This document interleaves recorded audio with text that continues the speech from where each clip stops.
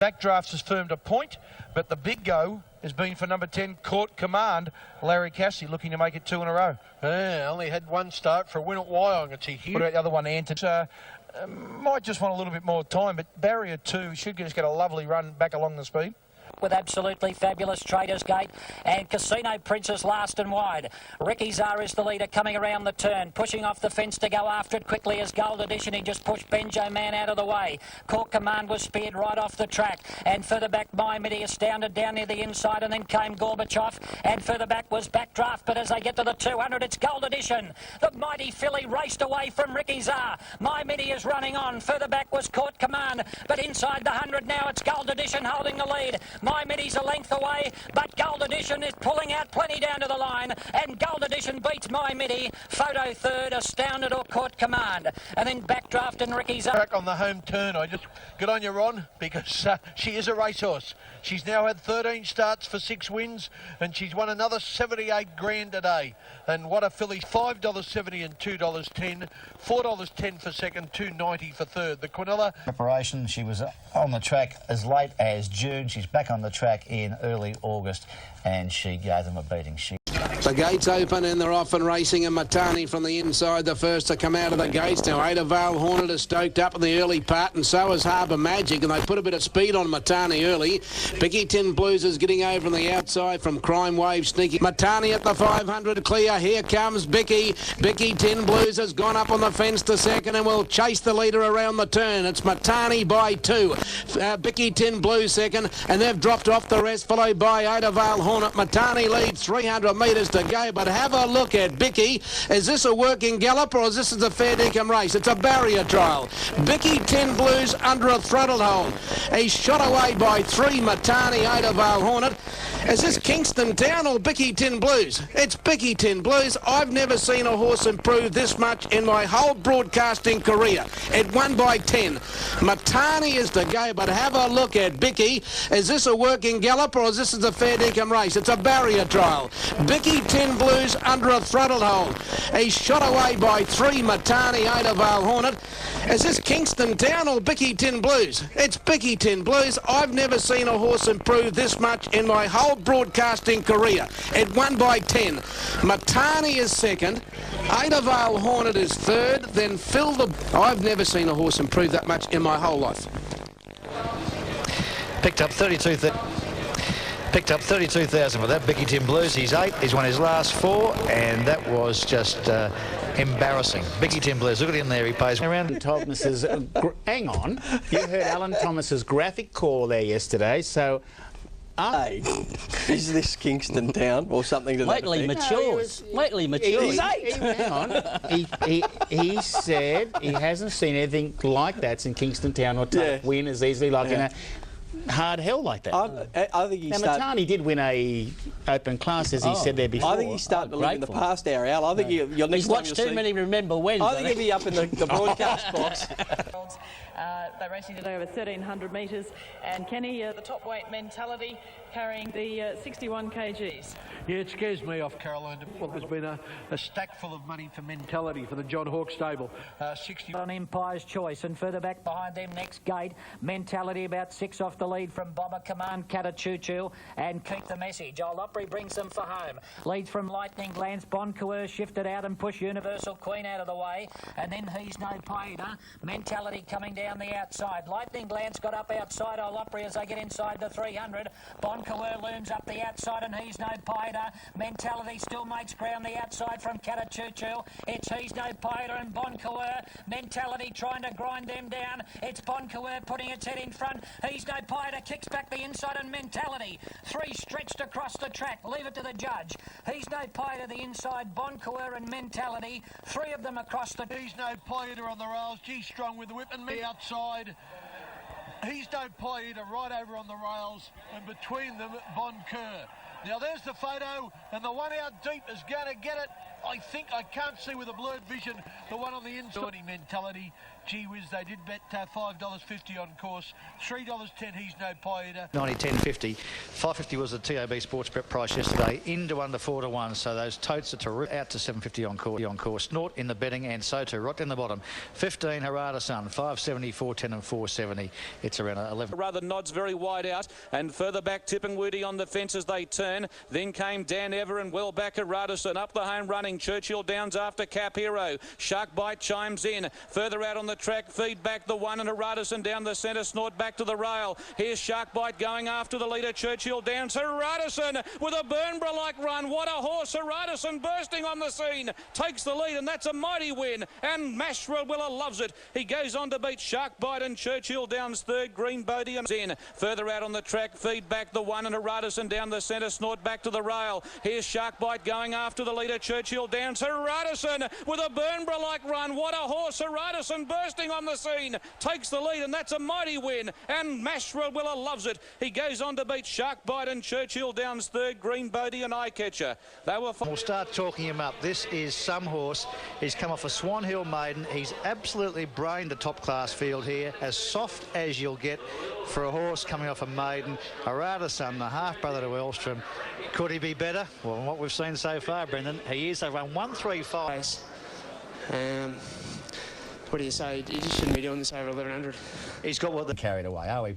I don't think so, Bruce. Look, every so often, like, I can get carried away as easily as the best of them, but every so often there's a performance, particularly the way the leaders seem to be travelling. Like I said, how's this horse going to come from 6 or 7 lengths off them? And as soon as he started to come, good night nursery was all over. Horse, the Boom Horse, with his own website already, Harada-san. Brother to Elstrom. Believe it or not, he's $41 into $11, fourth pick for the Cox Plate. Shark Bite. He rip home here and hit the line running. And the way this horse picks him up and puts him down, you cannot help but say he's a future star of the racing. And if you're worried about Group 2, JJ Liston Stakes, robbed by the scratching of Lad of the Manor, last year's winner. There's the new market, Minson, $1.90 on sack. And you can see, as we show the totes, you'll see it's $11.90 and maybe better. Right in the betting, $7.20 short. Minson, the favourite at $2.30 over maybe better at $6. The late scratching number 1, Lad of the Manor. Red Dazzler, Pompey Ruler flushed out, wider still to Beers, maybe better's right behind Menson, waiting on the run.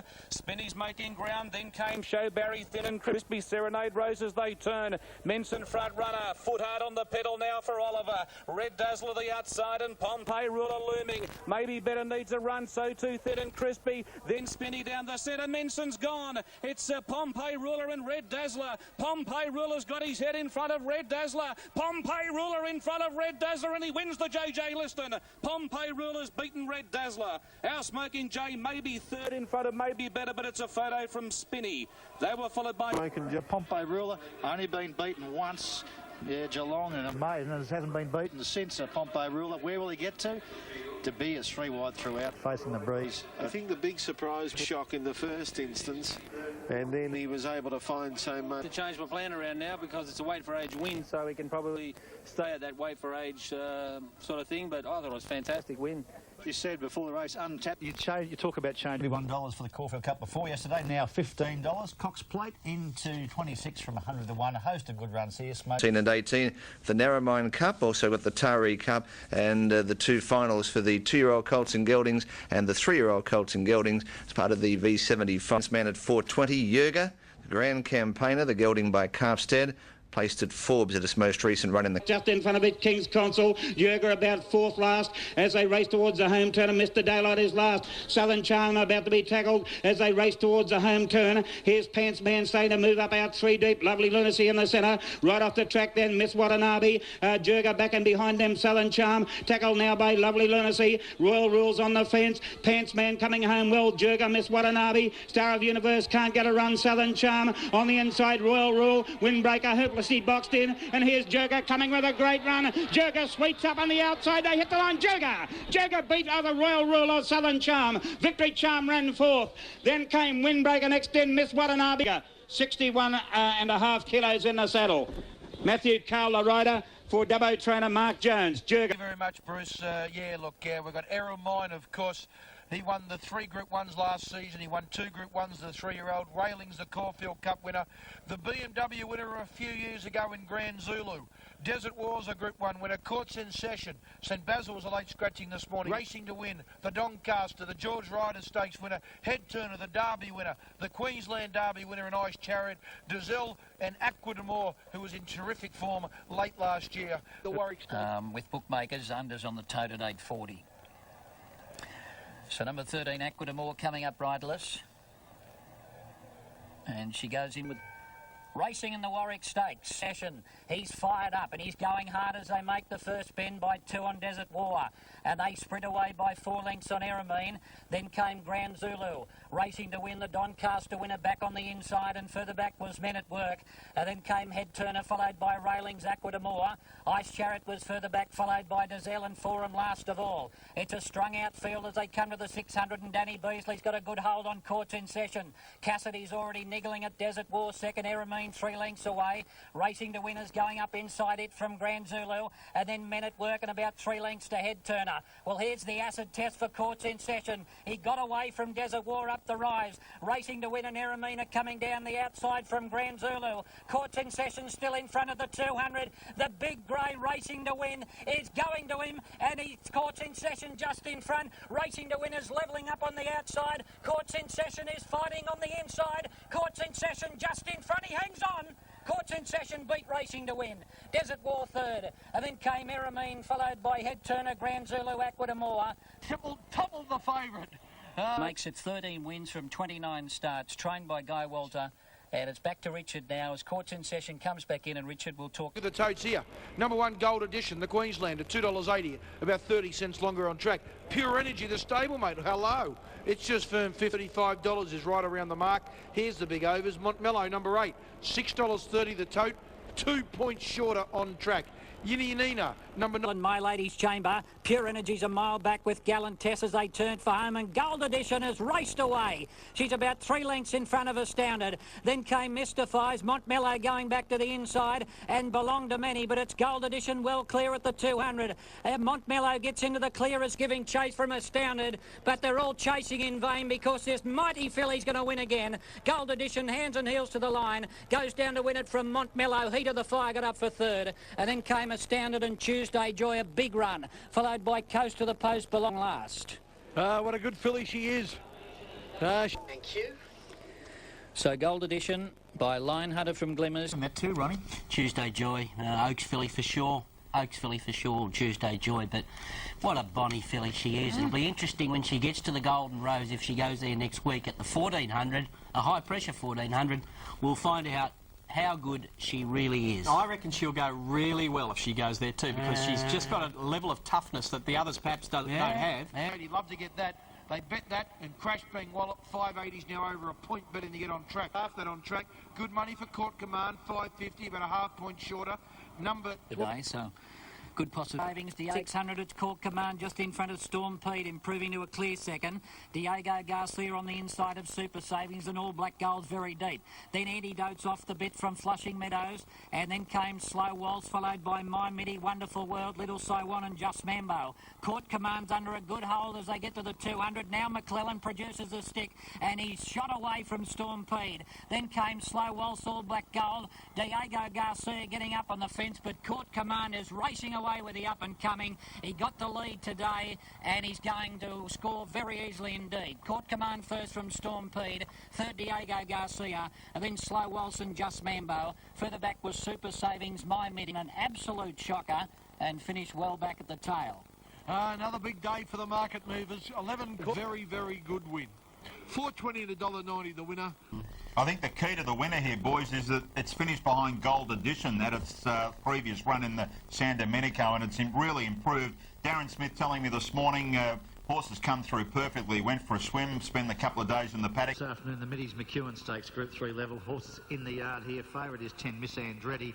Big overs the tote. You'll look for Miss Andretti. You can see 360, 480, 590. We'll try around 5 to 4 in the old here on course. Archer back, followed by Bomber Bill. On the turn, Strategy G from on the outside, What's a Mile, and Miss Andretti comes at them very quickly on the outside. 2 lengths, Cargo Colt running on. Then Saspy, but Miss Andretti took the lead coming around the turn. A length and a half to Cargo Colt, and Saspy after it, quickly followed by What's a Mile. Miss Andretti in front with 100 to go. Saspy coming hard on the inside. Saspy getting to Miss Andretti. They hit it. Oh, bob of the head here. Saspy, Miss Andretti, don't know. 2 away, third in the race, Cargo Colt, then came... I hate to say this, Bruce, if he'd been able to come outside instead of being hemmed in by Cargo Colt, I'm sure he would have won Saspy. That's what he likes, but... First up, 280 and 140, $2 Saspy, 240 to Cargo Colt. Popular Cornella, 720, 11.30 the exacta. 11 from 17, formerly trained by David Muller in Western Australia. He retains ownership now with Sean Buckley, and now trained by Lee Freedman, for whom she's unbeaten. She goes to the Manikato Stakes, as does... There it is, Bicky Tin Blues, the new Kingston Town, said call last if time. he runs like he did last start, you'd be taking the 130. Yeah, 130 Colt starts. Last on the fence as they greet the corner. 400 to go. It's Cold Start coming around the bend. Out by 2.5 to wheel the lead. Bicky Tin Blues is now called upon for his run with the 57. And further back came the Great I Am. Cold Start, the leader, coming to the 200. But here he comes, Bicky Tin Blues. And shortly afterwards, Bicky Tin Blues pounced on Cold Start. And then Ada Vale Hornet, and Bicky Tin Blues draws away close to home. Bicky Tin Blues wins it by 2 to Cold Start. 1 3/4 Ada Vale Hornet. The next home, after Vale Hornet. The next home, a fun... The favourite, Newcastle bound, and also down to the Metropolitan here in Sydney. 1, 2, 3. And you've got $1.30 across the country for the new cult hero of Australian racing, perhaps, Bicky Tin Blues, Brad Penn. Well, he keeps winning. Yeah, keeps winning well. I can't wait till he comes to Sydney. See if we can line him up a bit. Yeah, it'll be good. Wasn't quite the Tulloch performance of last week, but nevertheless, all you can do is win. They'll be set here for race number 4, a field of 9. Now Luciano goes up. 3 lengths, Who's Your Daddy, followed by Corporal Congo, and latest model 2 lengths off last of all. Here the Angels on the bridle on the turn, a length and a half in front. Luciano being chased along, then came Serval and Senorita Largo, but this is really starting to switch down into top gear. Here the Angels, and it's over. It raced away. 4 lengths in front now from Luciano. Senorita Largo, further back than Serval, but a brilliant one to Here the Angels. Here the Angels canters home, about 4.5 lengths Luciano. 3 away third, Senorita Largo. Then say a prayer for me, Lindley. And then say a prayer for me, Lindley. And there is a star. This is run 110.9 here, the Angels. It's only 4 tenths outside the class record of a Mary King, and it's a second faster than Estelle Collection, who Craig Newitt labelled the best 3-year-old he's possibly ridden. To Matthew Allen, why not give it a pat? Well, I told you earlier on today. A few little things. I think he's right amongst them. I agree totally. Very impressive horse. 2 from 2 there, and a contender. Rated through the roof. Yeah, it's a very nice horse. Man. The Market Mover is the favourite, Fast and Famous. Mark Sheen, So I think Darren will be nursing him a little bit longer today. Man and Fast and Famous just starting to come up 3 wide now, and a couple of lengths behind them Scott's Gem. Serious Money railed on the turn and is under pressure, and then Te Deum. It's Mr. Incredible the leader at the 300, but Fast and Famous is looming up on the outside. He's run past Natural Man, a couple of lengths to Te Deum and Scott's Gem. Now get serious on this favourite Fast and Famous, and it sprints away. It's opened up 2 lengths on Mr. Incredible, Natural Man, and Te Deum's running on well, but Fast and Famous a very promising galloper, and he'll go down and win the first clearly by a couple on Mr. Incredible. Te Deum's run third. He's a class horse. That place going to Group 1 level, you mark my word. Today was... Richard, what about the tote prices on the Golden Rose? Number 1 Mentality, $3.60, Kenny, that's spot on the mark. $6.90 Excites, about a half-point shorter on... Darren Beedman, 2. That Court Commands firmed a point, $7.30 is a point of value. Empire's Choice, $20, 5 points longer, all the way to 10. It's a half-point shorter. The Market Mover in the 2 is new, $1 million. Golden Rose is number 1.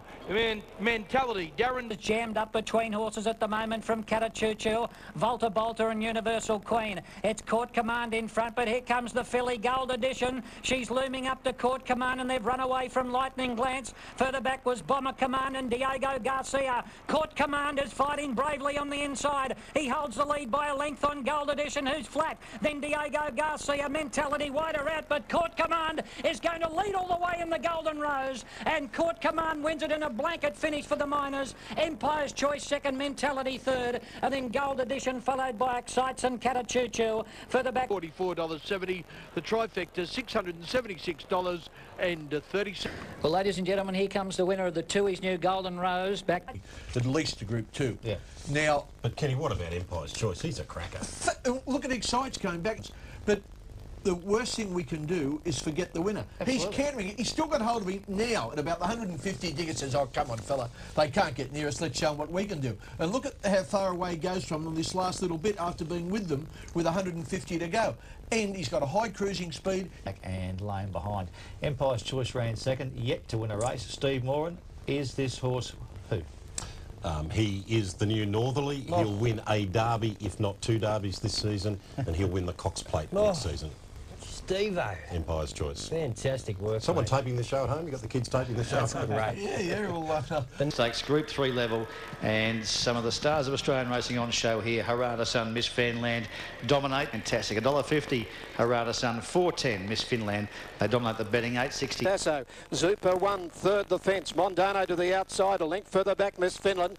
And then came Harada Sun. They did slow up, and Lectrice will come for home. A neck in front of Due Sasso. Zupa won trying to push outside at Mondano. Harada Sun in a bad position trying to get clear, and Miss Finland to the outside. Harada Sun can't get clear. Miss Finland coming down the outside. Due Sasso in front. Miss Finland hit the front. Now Harada Sun getting up on the inside. Here he comes. Harada Sun going after Miss Finland. Harada Sun, Miss Finland, they hit the line together. Oh, this is close.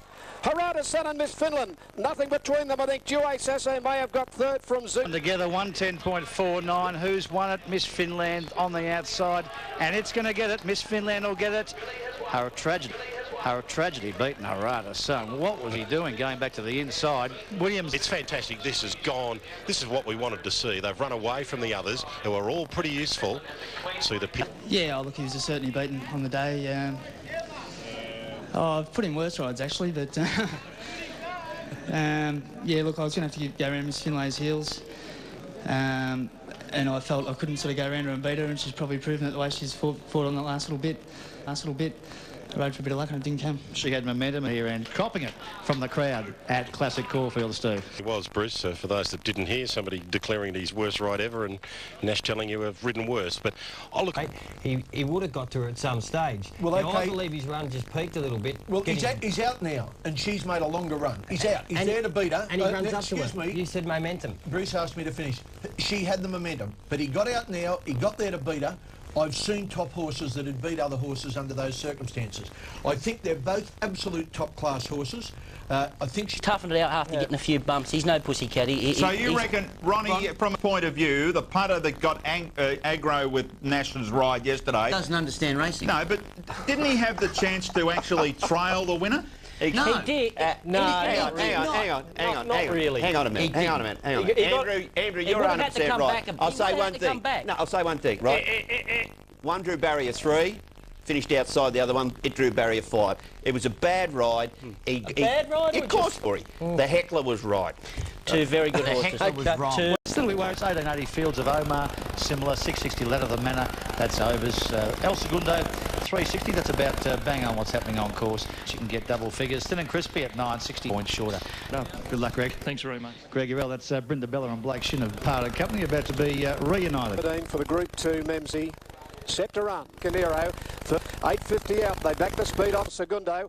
Zipping Thin and Crispy, Brindabella and Fields of Omar last of all. Up to the bend, and Minson led a half-length Testifiable. A length for the back, Casual Pass. Then Apache Cat, followed by Shadow. Ladder the Manor, Nicanero. Perfect Promise and El Segundo are a long way back. Fields of Omar pulled to the outside from Thin and Crispy, Zipping, and Brindabella. At the 300-metre mark, Minson a length in front of Testifiable. Casual Pass, Apache Cat, Nicanero and El Segundo. Then Fields of Omar on the outside. Casual Pass, grab Minson, Apache Cat, and here's El Segundo. He's flying down the outside. Casual Pass in punt. No, it's El Segundo. El Segundo gets up to win a long hit on the line. Apache Cat, Nicanero and El Segundo. Then Fields of Omar on the outside. Casual Pass, grab Minson, Apache Cat, and here's El Segundo. He's flying down the outside. Casual Pass in punt. No, it's El Segundo. El Segundo gets up to win a long hit on the line. Casual Pass.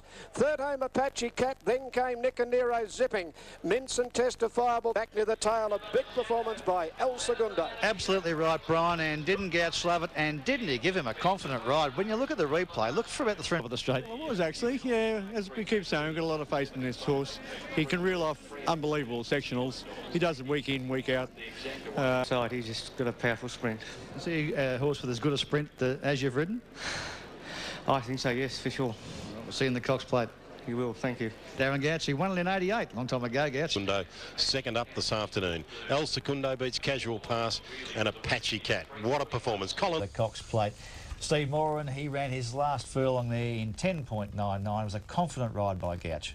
Certainly was. It was bordering on arrogant. The pace was just steady. He's done a marvellous job with this horse. He's had such a long layoff. I think he's a star, a deserved Cox Plate favourite.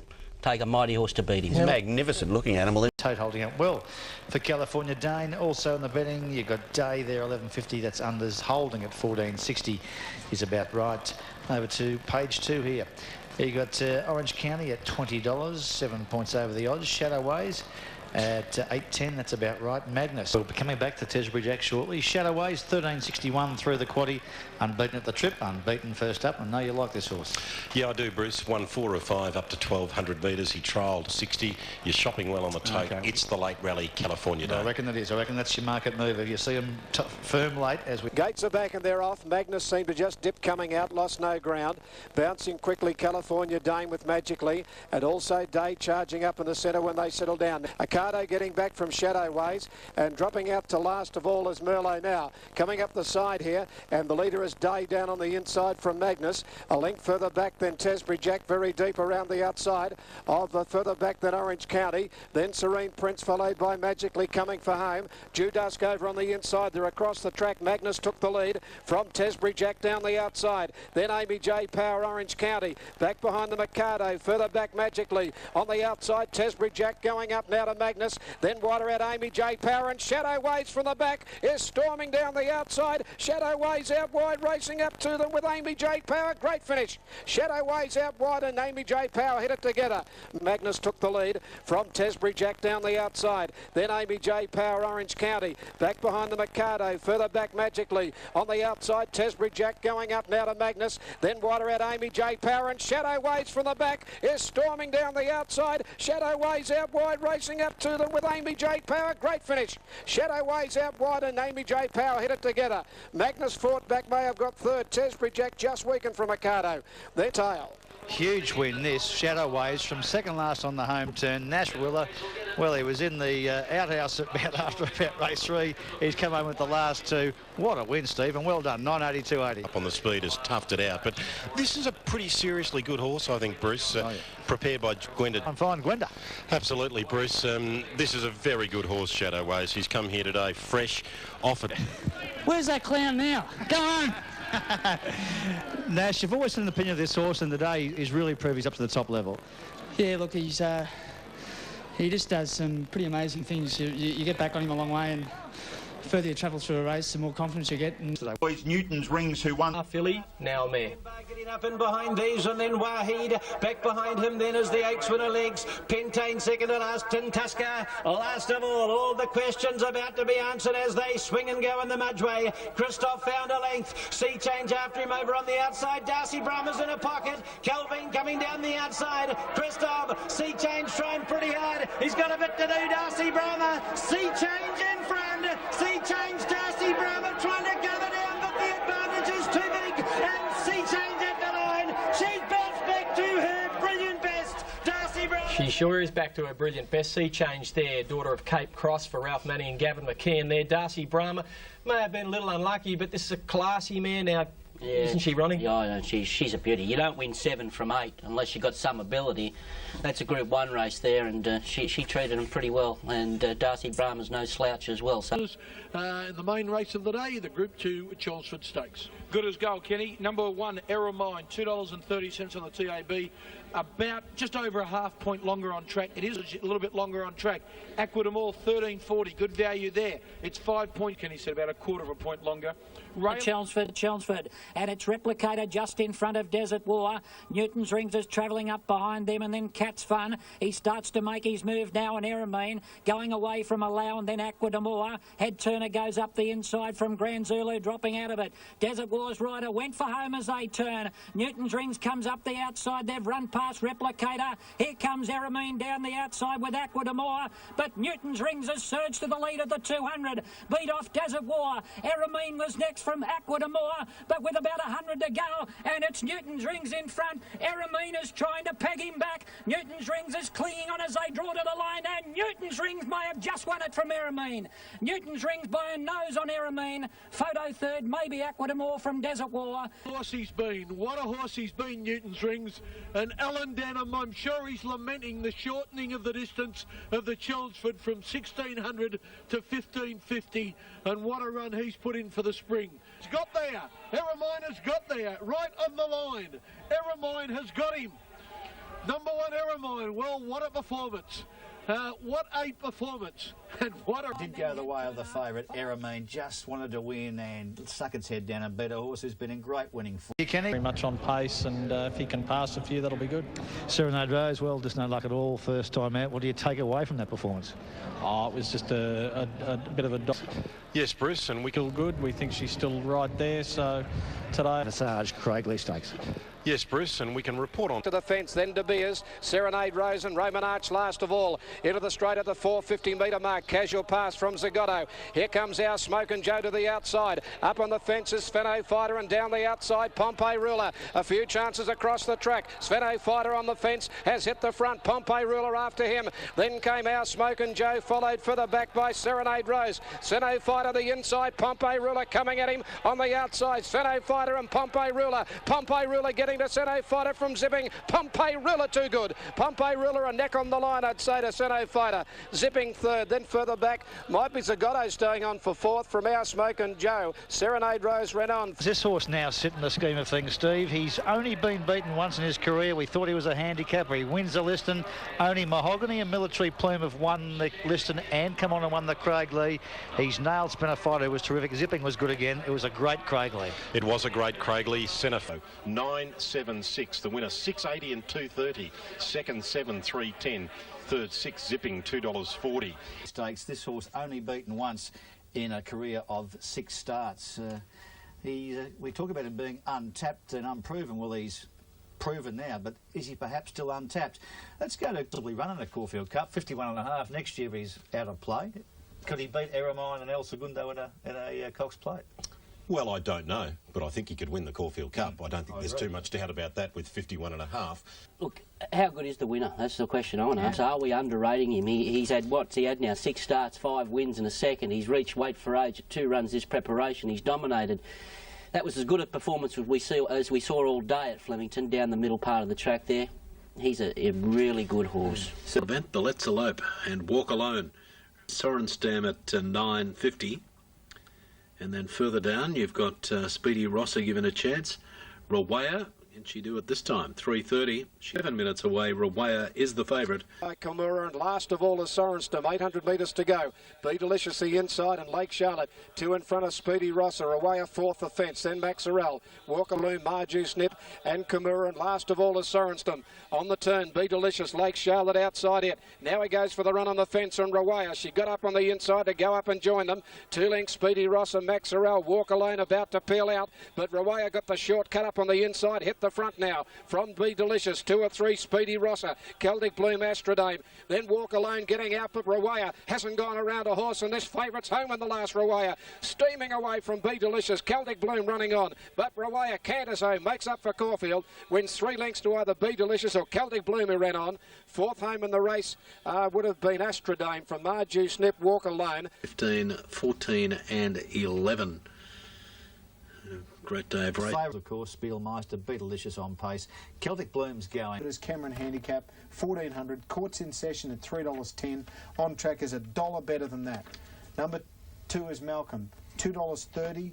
It's 20 cents longer than that on track. Max 500 left to gallop, and the top weight Courts in Session. Burden with his 60.5 kgs, he swings. A length and a half clear on Gorgonite, followed by Flaming Tall Timbers. Behind those Max Tune, Malcolm trying to get into the open. The Free State is keeping him locked up. Down past the 200, and Courts in Session under siege. Malcolm got the split, and in the twinkling of an eye, Malcolm raced up to Courts in Session. The Free Stater on the outside, he won't give in. Courts in Session. Malcolm trying valiantly to pick him up. Courts in Session, he's too good. A mighty effort, Courts in Session, I reckon, from Malcolm. There won't be much in it, with Max Tune prominent for third, and then Tall Timbers followed home then by the Free Stater. Number 1, Courts in Session, Danny Beasley. 2, Malcolm, Darren Binks to over $2 million. He scored by half a head with 2 1/4 left. Can't fight. You want Courts in Session behind you. He just won't give in. He's a superstar. He's What other superlatives can you use? How much did he carry? 60 and a half. 60 and a half. What a fabulous effort. He was under siege. Full old horse. He goes in to the middle of the lineup, and St. Alessio will be the last. The outside gate. The 2 he's new. Newcastle Gold Cup, the 100th running.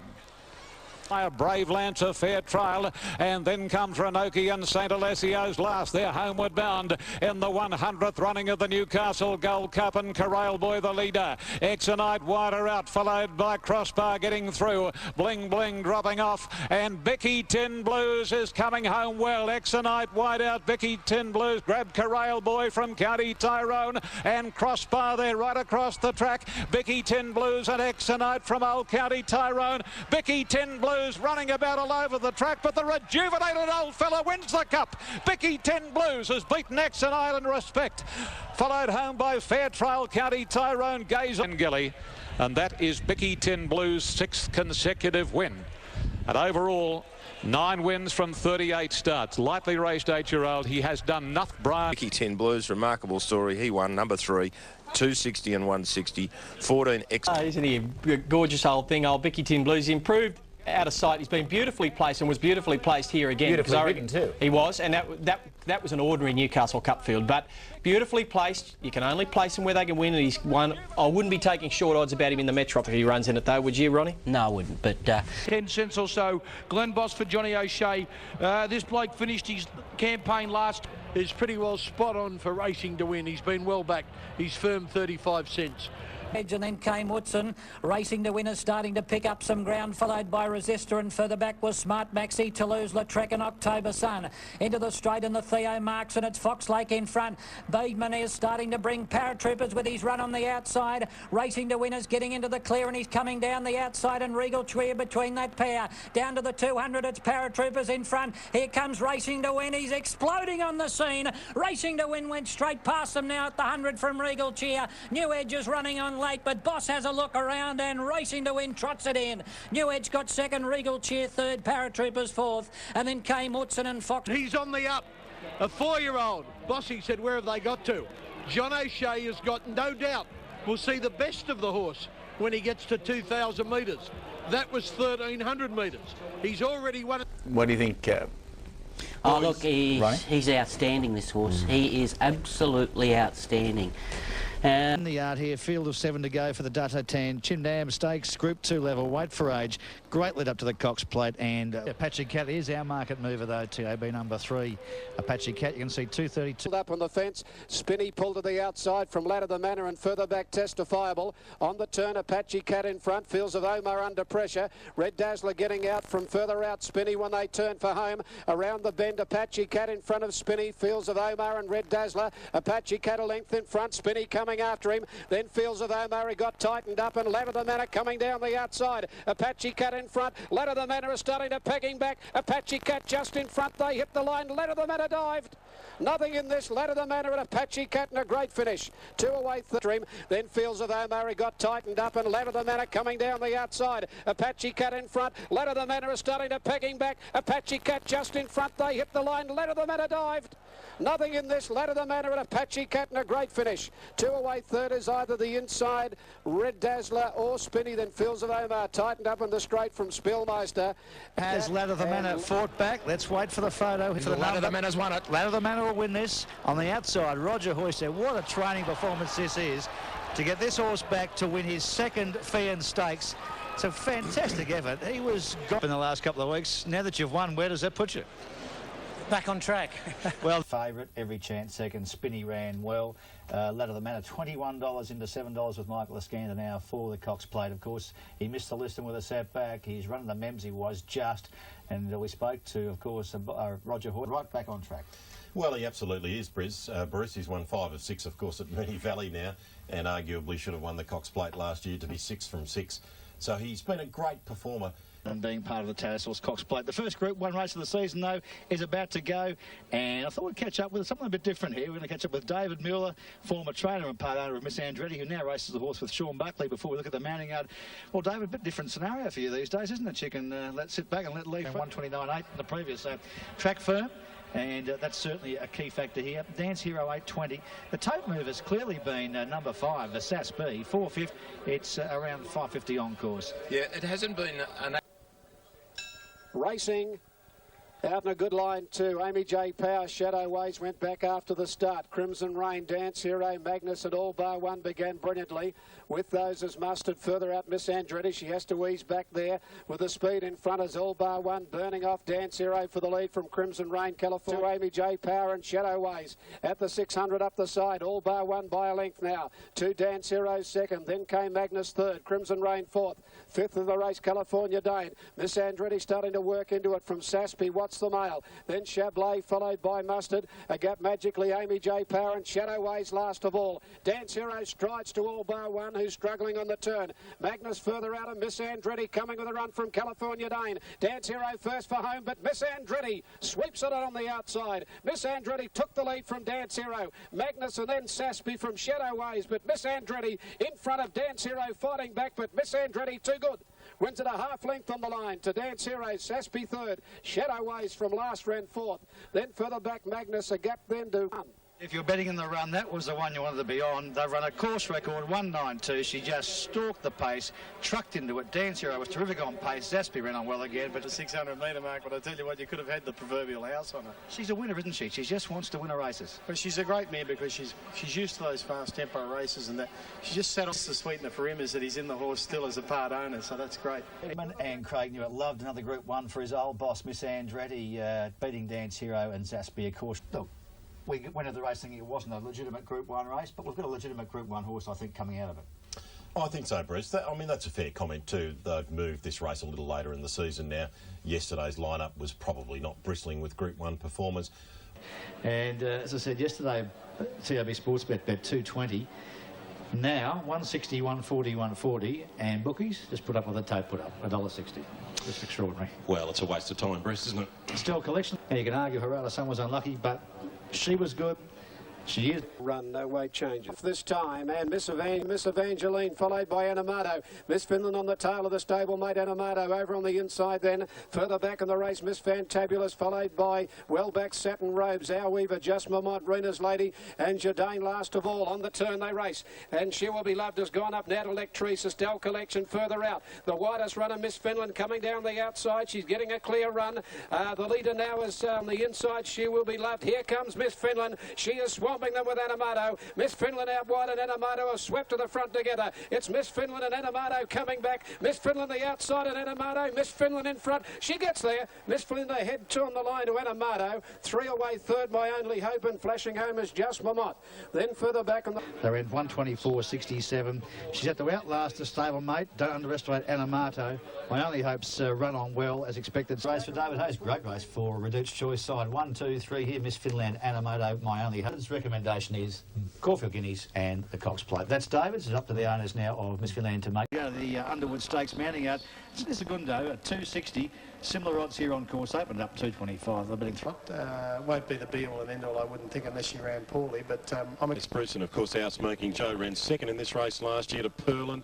The previous winner was Elstrom, and before that... Third, fourth in the race is Roman Arch. Serenade Rose back on the fence from Polar Bear, Pompey Ruler. Our Smoking Joe, there goes El Segundo. Then Molotov followed further back by Above Deck Purdy. Aquadamore will be wide on the turn. Centre Fighter second last, and 3 to Art Success last of all. Around the turn they come. Maybe better going up to Casual Pass, Polar Bear. El Segundo, the widest runner. Serenade Rose trying to get out from Testifiable and Pompey Ruler. In the straight, here comes El Segundo. Oh, look at him go now. He's let him down. He's raced to Polar Bear. Then Casual Pass and further back Serenade Rose. But El Segundo, here's the favourite for the Cox Plate. He is going to blitz them. El Segundo streaks away to win 2 lengths to Polar Bear. Molotov got up to run third from Casual Pass, maybe better. Centre Fighter, no luck, got out late. Then our Smoke and Joe. Wasn't cracking mid-race, and it was an outstanding win, El Segundo. He's put 2 weight for age performances together, and he is clearly the best horse in Victoria. There is no question about that. 5, that's a terrific collect. Colin Little joins Bruce Clark. Just the Rupert Clark Stakes, and Miss Andretti 280 Super Tab, 410 and 320. Favourite on the tote. She's favourite on course, not as short as that. You can get 9 to 4 on course. Second pick is clearly the other mare, 12 Rewaya, 460 on Super Tab, around a 420 chance on course. 290 New South Wales Rewaya. Super Kid and Dowding have gone forward now, perfectly ready to come up with Volaton. Miss Andretti, Caprese Strip, and 2 lengths to Cargo Colt, 650 out. Volaton at work to the front. A length in front of Perfectly Ready and Minson, then Caprese Strip. Rawaya back on the fence, Super Kid starting a run, then further back Miss Andretti. Held up in traffic from Dowding, followed by Undue and Bird Dancer. Around the turn they come, Volaton from Perfectly Ready. Minson got cut out for a run. Rawaya pushing away out and further out his Super Kid. Miss Andretti can't get out. Halfway up the running, Perfectly Ready, and out wide Undue is swamping them. Rawaya getting through. Undue and Rawaya hit the front from Super Kid. Miss Andretti starting to fly. Undue, Rawaya, Miss Andretti lunging. Rawaya in front. Rawaya wins it, a long hit on the line. Miss Andretti third is either Super Kid or Undue. Great finish. Then Bird Dancer followed by Perfectly Ready. Nicanero, Caprice and Hayes do it again in this race. They do it last year with barely a moment. Rewaya gets the Group 1 she was after. Miss Andretti absolutely a certainty beat. Undue's run a cracking race to run third, but Rewaya gets it. 123 and she finally has achieved that. Yeah, it was fantastic. Great ride by Craig. But a few worrying moments. I thought she might have skipped away a bit better than that, but, you know, Miss Andretti's obviously pretty damn good because they went head and head, didn't they? They really fought it out strongly, and I was thrilled with Super Kid too. He was right there. Yeah, good ride now. That we'll be making a decision on whether we go Cox Plating or we go for the mares race on Derby Day, the mile. With your class, is she Cox Plate class? With the run she had, I thought she would have won a bit easy today, but maybe Miss Andretti is flying. He has, Bruce. I guess we have to temper that performance with the fact that she had 51 kilos here this afternoon, the minimum in a handicap race. I think she'll go on to be highly competitive in the 2. Each way odds on course, a 1.5 shorter than that. $1.60 Fast and Famous. He's touch better on course. And ready to go off the fence, and then came Triple D. Right Sun getting onto the back of the favourite, coming to the turn. 2 lengths behind them, Magic Marvo. And then came For Valor and Sam Sung a Song. Devil Inside still under a stranglehold coming around the turn.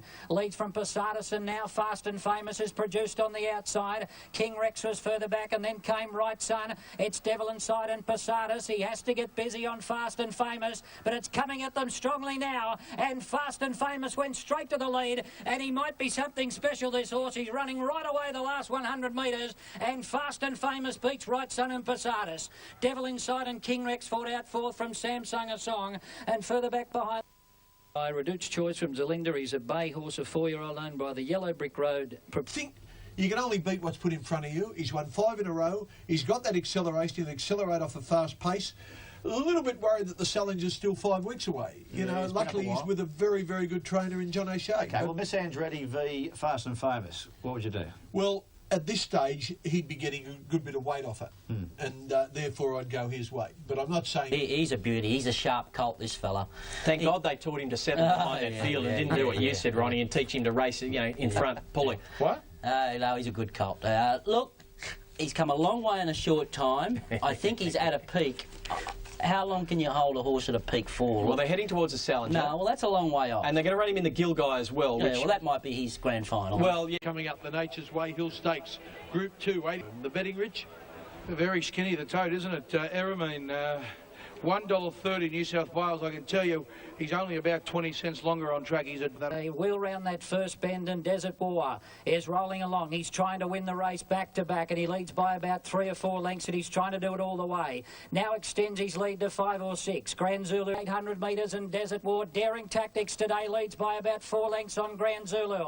Boss is starting to rev up on Eramine. He's going up on the outside to share second. Then came Head Turner back on the inside of Men at Work, followed by Railings. And further back was Forum and Ice Chariot last of all. It's Desert War, the leader at the 450. Eramine's a length away. Then came Grand Zulu, followed by Men at Work. Head Turner's been locked away on the inside. He gets room now. And Railings coming down the outside. Desert War still the leader at the 300. Eramine's under full throttle now, and further back was Grand Zulu. And then came Head Turner. Desert War still holding on here. Eramine's taking a half an hour to get to him. And then came Grand Zulu, but Desert War is going to win the Hill Stakes back to back. He holds off Eramine, and Desert War wins it. Eramine second, Grand Zulu third, and then came Head Turner, followed by Railings and Forum, and further back behind them was Men at Work, and last in was Ice Chariot. Boil over in the Hill Stakes. Great ride, Larry Cassidy. They were never going to beat him. Great ride, Larry Cassidy. Eramine, I've got an open mind. You say, well, gee, you know, he should have beat Desert War. The way the race was run, I don't think it was possible for him to beat Desert War. He's still... Big one from New Zealand, Stony Bridge Stakes, and they're bringing them up to line. Sea Change is the New Zealand favourite, just ahead of Darcy Brahma. Both... A bit of a Stony Bridge, the race is right on, 500 metres to go. Coming to the home corner, he's made his move on Sea Change. Christoph on the inside, Darcy Brahma. Sea Change is after them over on the outside. Darcy Brahma in the centre, got to the lead. Sea Change, she's travelling a little better. She's put the head in front.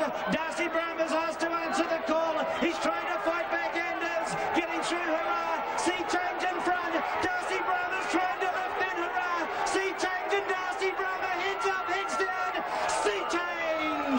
Sea Change got the Stony Bridge to Darcy Brahma. What a horse race. Sea Change is after them over on the outside. Darcy Brahma in the centre, got to the lead. Sea Change, she's travelling a little better. She's put the head in front.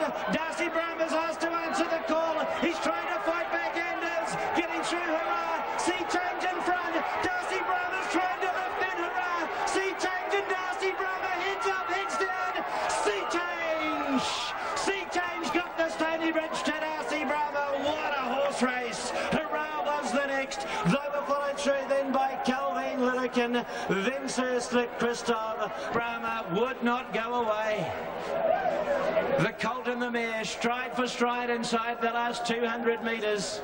And it was a matter of who was the best. I don't know that either was inferior. Hurrah's made to... Aboard Sea Change, 8 from 9 now. She's a good mare, isn't it? Good mare. Like Darcy Brahma's no slouch. I think he's the horse of the year over there. A bit of controversy about that one. But look, they had a 2-horse war, they both had their chance, and this boy, Gavin McEwen, hasn't he made a name for himself? He's found the right horse, and he's... Diving in to take that $1.24? I said I'll bet $1.30, and I think you'll find a few people get in there, but there's still 6 cents. Imagine you stake. But this long odds on favourite Court Command comes for home, striding well clear by 2 on Rubric, who's flat. Antidotes is going up on the inside from Chinkway. Barate comes to the outside, 5 lengths off the lead, but topping the rise, and Court Command shaken up now by Daryl McClellan. Antidotes going up on the rail. Rubric was next, and Barate coming down the outside, but inside the 200, and Court Command is going great guns. Well clear from Antidotes, and further back behind them Chinkway and Barate, and he's shaken up late Court Command. Now he sits up, and he takes out the Stan Fox from Antidotes. Chinkway third, and then came Barate, followed by Rubric, and last in was Classy Lioness. He did all he had to do. Sydney's best colt, Court Commander, I should say, was neat when you're picking up $130,000. $1.20 and $1.10. All right, Rich, we've got a very good horse in it this year, racing to win. Number 1, Courts in Session, $6.40 is spot on. Desert War, $7.30, a point longer. $1.60 is Skinny, racing to win, $1.70, spot on. De Beers. They're off in the George Main. And the brakes on now. Courts in session coming back to the field slightly. 3/4 on Desert War. Red Dazzler still right on their back, and Primus has crept up a little bit. He's running fourth, 2 lengths to Racing to Win. He's come away from the inside, and then came De Beers, and Nemesis, the mare, is back last of all. 7 lengths covering the field, and the George Main coming to the 600. It's Courts in session by 3/4. He starts to niggle at Desert War now, and then Red Dazzler and Primus, followed by Racing to Win. He spots the leaders about 4 lengths. Courts in session has broken down. He's dropped right out of it. Courts in session, a sensation in the George Main, and Desert War was left in front from Red Dazzler. Primus is next. Racing to Win is starting to wind up down the outside. Coming to the 200, Desert War is being challenged by Red Dazzler. Now buses are starting to call on Racing to Win down the centre of the track, and he exploded to the lead now. 150 to go. He put pay to them in 2 hops, and Racing to Win, he is a star. He goes down to score. Red Dazzler second, Desert War third, and then Nemesis followed by Primus, De Beers, and unfortunately Courts in session has broken down coming to the home turn and appears to have sustained an injury to one of his forelegs. That's a tragedy from a very, very brave horse. A tragedy for Courts in session. Good luck to the champ, Racing to Win. There he is on screen. He was too good going past Red Dazzler. He's racing well, and he's got some improvement in him. It was nice to get a win up again today. Look, to be honest, I'm a bit concerned for Guy and their team with Courts in session. My heart and feeling goes out to them because I've had that happen to me and there's nothing worse. So Racing to Win the Epsom next week is the target now? I think he'll be compelled to run in the Epsom now. He'd get too much weight in Toorak. Yeah, thank you, Caroline. Well, Racing to Win makes it 8 wins from 12 starts, close to $2.25 million in prize money with today's $260,000. And he's paid $1.70 and $1. Red Dazzler had run fourth to Ladder the Manor. Spinny had run third in that same race. But forget about all those equations. What you see there is what you get. Exactly. He is a star. Simon? Yeah, look, Glenn Boss obviously amazed again with the horses turn a foot from the 400 to the 200. And his record's starting to say that he's quite a good horse. Quite a good horse. I think he's an outstanding horse. Does he always race with his head tilted to the side like that? He just had it tilted outwards in the straight. Is that a normal trait with him? No, it isn't. And to be honest, Richard, I was a little bit concerned with that. Let's get over to the big one in Japan, the Sprinter Stakes. Won last year, of course, by Silent Witness, who's trying to win it again this time around. Having a look down the first betting page, 3 Les Arcs, the British horse, is a remarkable career he's had. He actually had a run at Cartmel in Northern England over hurdles earlier on in his career and was primarily an all-weather horse over further. But there he is, takeover target $2.80 to try and go after this 1.3 million bonus if he can take out the At the moment, in the tail of the field, can't pick that up momentarily, but it's takeover target leading as they get to the top of the turn. Takeover target narrowly by Silent Witness. Silent Witness forward now is Facial Bowler back on the fence. Takeover target up to 350, takes the lead from Silent Witness. Takeover target goes for it. Facial Bowler along the fence, running on down. Here's Auto on Mutford easily, and she is Tasha outright. It's still takeover target with a controlling lead, 8 by 2. Takeover target and Silent Witness running for second. Bursting through the middle late to Simony Escape Tagano Bastille, but takeover target gets it. Facial Bowler and Tagano Bastille, any old price. 120 to 1 gets up the run third. Flying on its run. And Keeneland Swan, but the Aussie has done it. Takeover target maintains his control of the Global Sprint Challenge and keeps that $1 million bonus hope well and truly alive as they head to Hong Kong. He goes on and scores by 2.5. May show Bowler along the fence, perhaps got second, just in front of... Big race on his travels overseas. It's just a story that just keeps on rumbling on. Absolutely remarkable stuff, but this was a fantastic effort today against a quality field, and he has absolutely destroyed them. 2.5 lengths as we pick up the replay. 2.5 lengths. But he's got a quality field in behind. We're still waiting for details of the third to come through. As you can see, takeover target. Sydney champion Eremine has been all but ruled out of the remainder of the Spring Carnival. The one-time Cox Plate favourite underwent further veterinary tests in Sydney this afternoon after injuring his back in track work. But with the $3.80, a little bit shorter on track now. The flux of the bookies. Gold Edition's rock solid, the favourite. $1.80, marginally shorter on track. Ready to go now.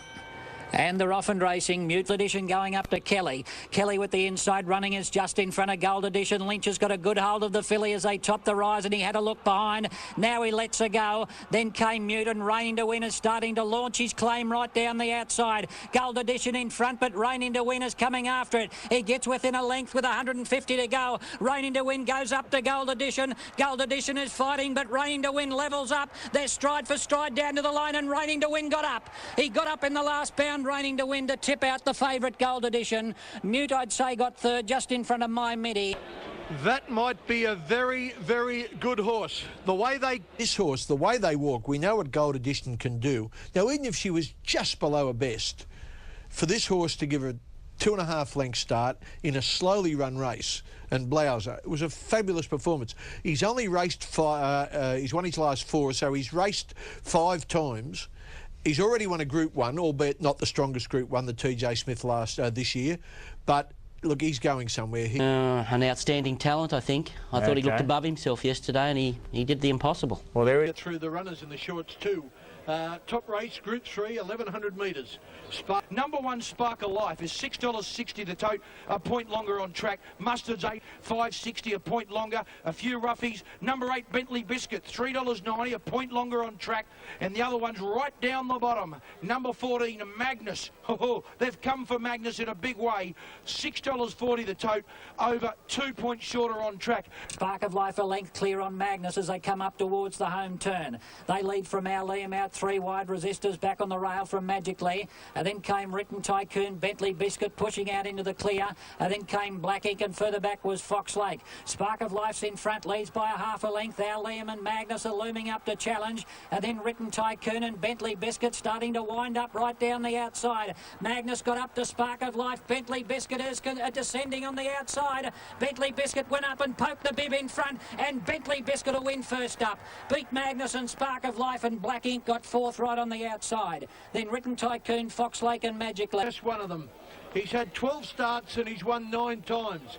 It's hard to knock him. He's a winner, the horse. He's got a sense of timing about him, this preparation, along with a few Waterhouse horses. They're not burnt out at the Sydney Carnival. This horse is only first up. He'll go to Melbourne on a high, with improvements still up the sleeve. An absolute top field in the Group 1 Metropolitan Handicap, 2,400 metres. I'd say a much better field than last year when Rowlings, who won the race, went on to win the Caulfield Cup. All right, Rich Shorter on track, it hasn't budged. Torquay, 17.20 is spot on. Bicky Tin Blues, 21.60, it's 4 points shorter. $7 Molotov, that's the best of the bookies bet. Not there anymore. About 2 points shorter and a dominant favourite.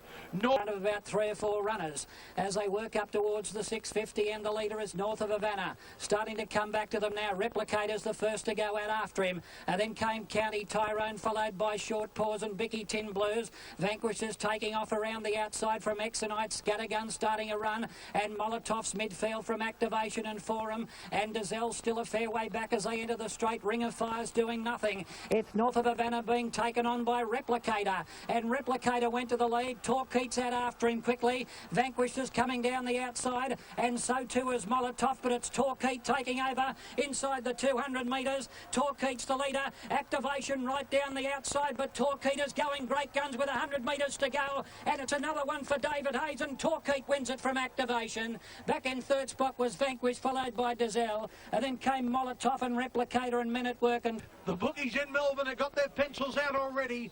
They're shortening his price for the Melbourne Cup. Torquay, trained by David Hayes. He's by King Mambo. The imported horse, he'll stay all day. Popped him out just at the right time, and I was holding my breath a bit the last 100 metres because he's only on his 4th run. But that'll top him off beautifully for the Caulfield Cup. It was a good lead-up race. He reminds me a lot of Jeune, obviously another Melbourne Cup winner from Lindsay Park. Yes, same ownership, very similar markings, and probably just as difficult to train too. Does he $70 and $5.20 the winner, $2.90 for second, $4.60 for third. Well, the winner was very good. He did have the perfect run and clearly the best run of the race, but I think he's probably the one also with the greatest scope for improvement. I guess though, but I'm happy to stay with the winner. He drops to 52.5, and he will get a penalty. Greg Carpenter to bet. Richard and Torquay. Yeah, look, he potted it one day. Said it's I did not pot it. Oh. I did not pot it, you little rat. I said that there was... It hadn't done as much as you thought it had, and I thought it needed to do something to, you know, get people's attention in the Cups, and it's done it yesterday. Yeah, look... Stop reinventing history. I still think he's yet to peak, the horse. He was given a beautiful ride by Dwayne Dunn, obviously on the Melbourne Cup. He ran third in a St Ledger in the UK, and that's over 2,800 metres, so there's every chance, you know, the 3,200 will not worry him. And it was a good, strong effort. It was a lovely ride. Couldn't win a Caulfield Cup, though, could he? Yeah, I reckon he could. Why not? Well, about a point longer with bookies. Look, he's longer with bookies. Look, he's won the last 2 Epsoms, and I thought he's hard to beat. Well, the favourite, Kenny, $1.70 to take. That's what they bet. You wouldn't believe it. The punters have stepped in. They've taken the $1.70. He's short an hour on track. Glen Boss for Johnny O'Shea. They've all got to be. He's the shortest priced Epsom favourite in memory. Certainly since the Second World War. So the leader is Desert War, just quickening up slightly now as they come to the 600 metres. It's in advance of Flaming in second spot from Polar Bear. Boss has got the favourite in a lovely position, racing to win. He's starting to edge away from the inside, coming up into clear running. Followed in behind them by Utzon and Regal Cheer, and then came Malcolm and Johan's Toy. Larry Cassidy pinched a break on Desert War up the rise, led by 3 lengths on, racing to win, going after him now. Regal Cheer is down the outside, and so too is Malcolm. Desert War's in front, trying to create history. Now on the outside, racing to win, lays back the ears and stretches the neck and goes after him, and Racing to Win puts the head in front, and Racing to Win goes on to beat Desert War. Gallen in defeat, Malcolm third, and then came in behind them Polar Bear, followed by Nemesis and Regal Cheer, and then came Utzon and Johan's Toy, followed by Flaming, and a long last was Binding. He's a winner. He's a winner. What a good horse he is. 13 starts for 9 wins. Now, what will you do with him now before the Cox Plate? I'll just hopefully get him to the Cox Plate in one piece. He probably raced a little dour today, indicative that he's starting to get ready for the 2,000 metres. But when he puts himself on the spot and then he just doesn't touch the bridle until you ask him to do something. Oh, he gives you special feelings, this horse. Every other day, Same day, same trainer. 2-1-3, racing to win, John O'Shea, Glen Boss, 170, 120. And the win, he's only raced 13 times for 9 wins, 4 seconds. He did the punters a great service yesterday, $1.70. Larry Cassidy. Style of racing, you can't help that. And I thought it was a touch disappointing at the finish.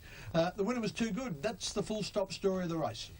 I think I saw the best horse in the country, Racing to Win. I rate him the top horse in the country at the moment. I know there are others with claims, and certainly El Segundo would be one of those, but I think Racing to Win is the number 1. And a half, well placed. There'll be some moves to come. I've still got the Turnbull Stakes. Yes, I think, and it certainly played to the horses who had the best run there. We saw Dazelle trying to make ground out wide, struggled to do so. Likewise, Molotov. Up to 6, Fast and Famous from 7. They're off. They didn't hold them. Dance way back is recapitalised, and Shadow Ways last of all. Onto the course proper. California Dane down on the inside. Dance Hero comes off the bridle out in the middle. Then Baldonoro recapitalised. Further back, Minson. Fast and Famous coming from behind. Dance Hero running on. Then Stratton Place, Live in Vain, Chinquay Chento, and down the outside here comes Shadow Ways. Shadow Ways after Dance Hero and Fast and Famous. It's Shadow Ways on the outside going to Fast and Famous. Shadow Ways, the Echuca Galloper got his head in front. Fast and Famous coming back. Shadow Ways, Fast and Famous. Fast and Famous kicks, and Fast and Famous beats Shadow Ways ahead. Dance Hero third. Then further back, Chinquay Chanko, followed by Due a gap to Baldonoro, Minson. Live in Vain, Valid. Fast and Famous makes it 6 wins in a row, unbeaten 5 this preparation. Danny Nicholas. He was that Alfie boy. Oh, look, this is a superstar. Look, I liked him before he got down here. I've loved his performances in Sydney, but... Speedy Rosser, who's got an unbeatable record here at the moment, 3 for 3 at the 1400. She's gone into line. Now, Lyrical Bid goes up. Astrodame. Lights are on, they're off this time by Ruland Ruby, and Divine Madonna last of all as Queen of the Hill. Took up the running at the 850, a length and a half to Belbazair. A length further back than Speedy Rosser running third, 2.5 then to Open Cut. 2 then by Last Goodbye. Divine Madonna and Ruland Ruby last of all. On the turn, Queen of the Hill in front. Belbazair moving up quickly with Speedy Rosser. Further out as Open Cut. Up on the inside, Astrodame, then Nova Star, Hidden Strings, and Imana coming down the outside. Queen of the Hill is gone. Speedy Rosser hit the front. Open Cut on the outside is after it. They're followed by Nova Star getting up on the inside, then Imana, and Divine Madonna is swamping them out wide. Divine Madonna has raced to the front now from Speedy Rosser, and Imana an open cut, and Divine Madonna a brilliant winner. Wins 3 lengths Imana, third home is open cut. Up on the inside Astrodame, then Nova Star, Hidden Strings, and Imana coming down the outside. Queen of the Hill is gone. Speedy Rosser hit the front. Open cut on the outside is after it. They're followed by Nova Star getting up on the inside, then Imana, and Divine Madonna is swamping them out wide. Divine Madonna has raced to the front now from Speedy Rosser, and Imana an open cut, and Divine Madonna a brilliant winner. Wins 3 lengths Imana, third home is open cut. Lyrical Bid ran on. Back on the inside, Speedy Rosser from Belbazaire. Well, what a win. Divine Madonna from near last. Told you she'd been working well. They got it right, Steve. 11, 10 and 7 your numbers. Well, it's 11 and second. Open cuts run third. An amazing performance. The acceleration she showed when she got into the clear. She just joined into a different race. Superb effort. She's come in a different race. Home in 34.3. This horse ran 32 low and broke 11 for the last furlong there yesterday, Simon. It must be a great feel to ride a horse like that. From the 600 metres, give her a chance to peel off him, but I didn't think she'd win that easy. I don't know. Didn't find him much, and then sort of just got her out, saved ground with the turn, and then put it in the left and give her 2 cracks and let rip. You pull the stick in the left. If it had been another 200 metres, she'd have won by 10. It was an explosive win. It was unbelievable. I remember her in a Group 1 in Adelaide. Third there. The Group 1, $500,000 Turnbull Stakes, won last year by Mackay Diva. Elstrom prior to that, Northerly, Sunline, Fairway, Sky Heights. Some race and some form pointer, Steve. Group 1 level for the first time. Favourite on the tote is number 3, Ladder of the Manor at 3:30. Let's have a look at these horses in the yard. Interesting, isn't it? Greg Childs has made this big call out of a sense of loyalty, I think, mainly to the owners of Railings. He's staying with Railings, abandoning Ladder of the Manor. Damien Oliver, it might be the opportunity that he can grow. The back of the 1100, a length and a half, Serenade Rose, and plenty of clear daylight today. 2 lengths further back, Show Barry, Aquadamore fourth, 2 to Centre Fighter running fifth, a length and a half further back in the race, Apache Cat. Roman Arch on the inside from Ladder of the Manor. Our Smoke and Joe is off the track, followed by Head Turner. Then Railings, the inside Accumulate, 2 to Art Success. Well back to Merger, and last of all is Zipping. They're coming for home at the 700 metre mark. Storm Hill just in front. Centre Fighter's made a lightning move to go up on the outside of Storm Hill. They're followed by Serenade Rose. Further back, Our Smoke and Joe. Then came Show Barry, Apache Cat. When they turned for home from Aquadamore, Centre Fighter got its head in front now from Storm Hill. Aquadamore, Serenade Rose under pressure. Then Art Success, Apache Cat down the outside. They're followed by Our Smoke and Joe and getting out Head Turner. But Centre Fighter has kicked in at the 200 metre mark. Centre Fighter's gone away a length and a half in front of Serenade Rose, followed by Aquadamore and Our Smoke and Joe. Centre Fighter in front. A big Friedman finish coming up. He's holding Our Smoking Joe at bay, and Centre Fighter wins a half length. Our Smoking Joe second, I think Aquadamore third. Serenade Rose is close up and wider out Zipping. They're followed by Railings and also... There's the new favourite for the BMW Caulfield Cup. 7 Spinner Fighter, guaranteed a run for Dan Nicklick, who seized the opportunity at the 800 metre mark, went forward to sit outside the leader. Big race for Lee Friedman here. Our Smoking Joe's confirmed second, terrific. Serenade Rose back on song, may have been nosed out by Aquadamore, but Spinner Fighter also good for Our Smoking Joe wide, and Serenade Rose against her pattern was terrific. Geez, I thought his was a sensational cup trial, Smoking Joe. And the mare stood up and she ran good today too, so I'm looking forward to the next couple of weeks. Well done. Thanks.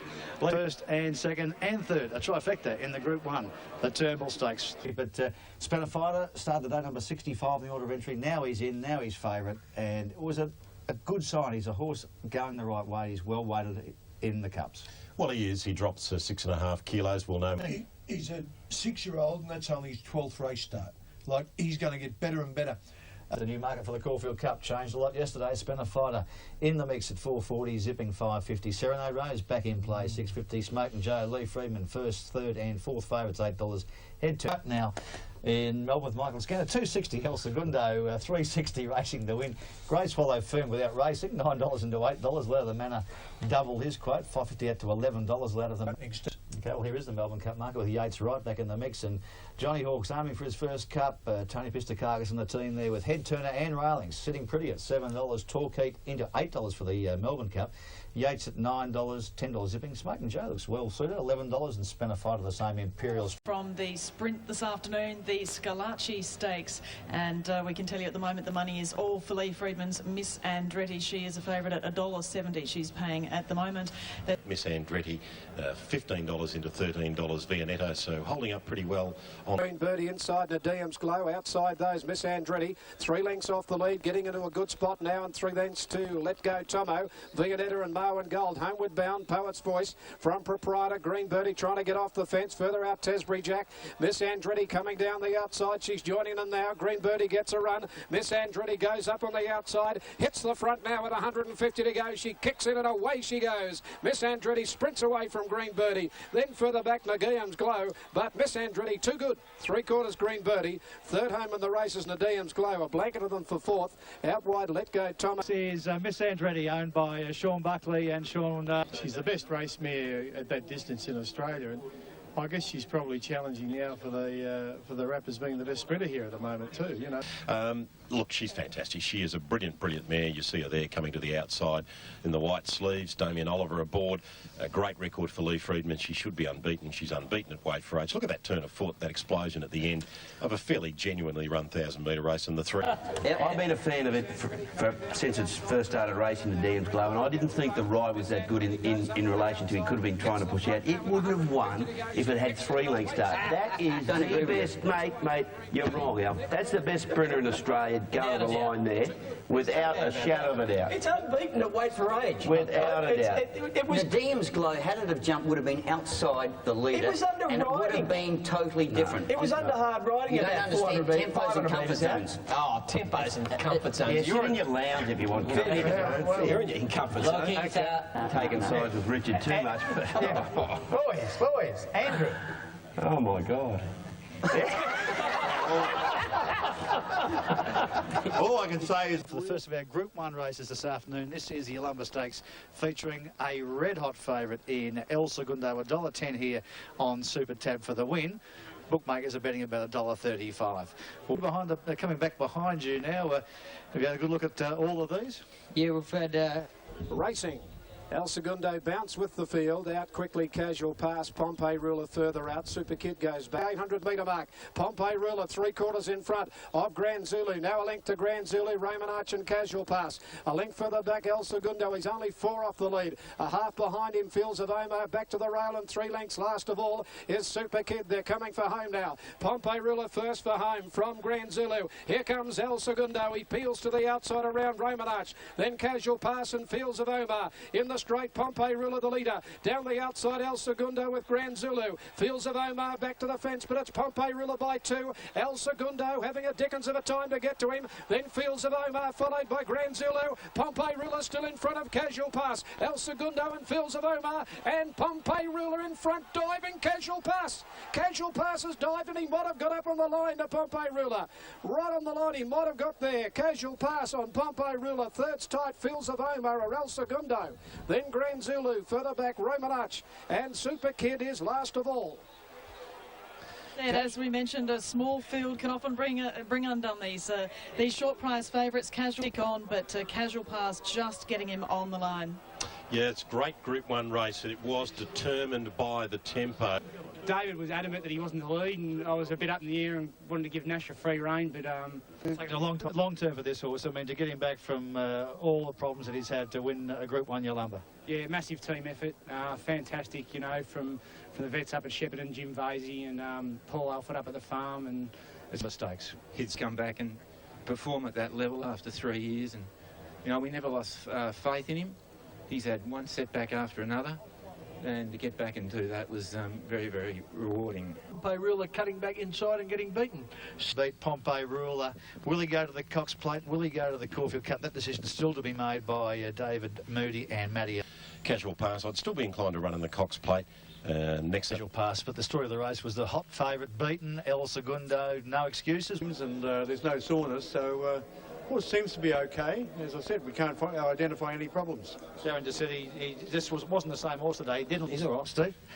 I'll tell you who might win the Cox Plate. Fields of Omar. Terrific run yesterday. 5th, 1st, 2nd, 3rd. I suppose that says he'll run 4th this year. He's a legitimate chance, Fields of Omar. Lots of good.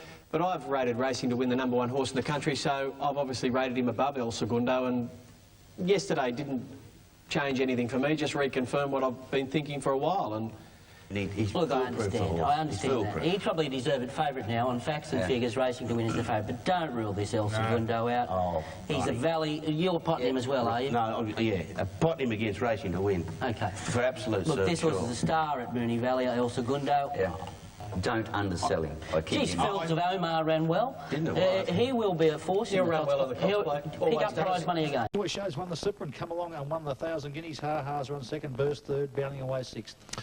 Well, that's the task ahead of her today, and would you been favourite around the $1.90 quote, cheeky choice, some late support, 5. Promiscuous going forward, up on the outside, back on the fence, then came Shadane, and Miss Finland, he won't be booked for speeding today, Williams, it's last of all. Inside the 800, and Promiscuous is a good 6-7 lengths in front of Cheeky Choice, a length on the turn. Promiscuous straightens up about 3 lengths in front when they wheel around the home turn. Now from in second placing is Cheeky Choice, followed out wider by She Will Be Loved. Miss Finland, the widest runner, coming down the outside in front of her, Swiss Act. Promiscuous just in front. On the outside, She Will Be Loved, followed by in the middle, Cheeky Choice. And here comes Miss Finland. She's starting to get down the outside. Promiscuous still in front of Cheeky Choice. Miss Finland starting to fly. Promiscuous just in front. Near the line, they hit it. It's close. Promiscuous and Miss Finland. Third home is Cheeky Choice, and they're wide apart. Then further back in the race would have been Swiss Act. And #1 has got it. #1 has got it. Miss Finland on the outside.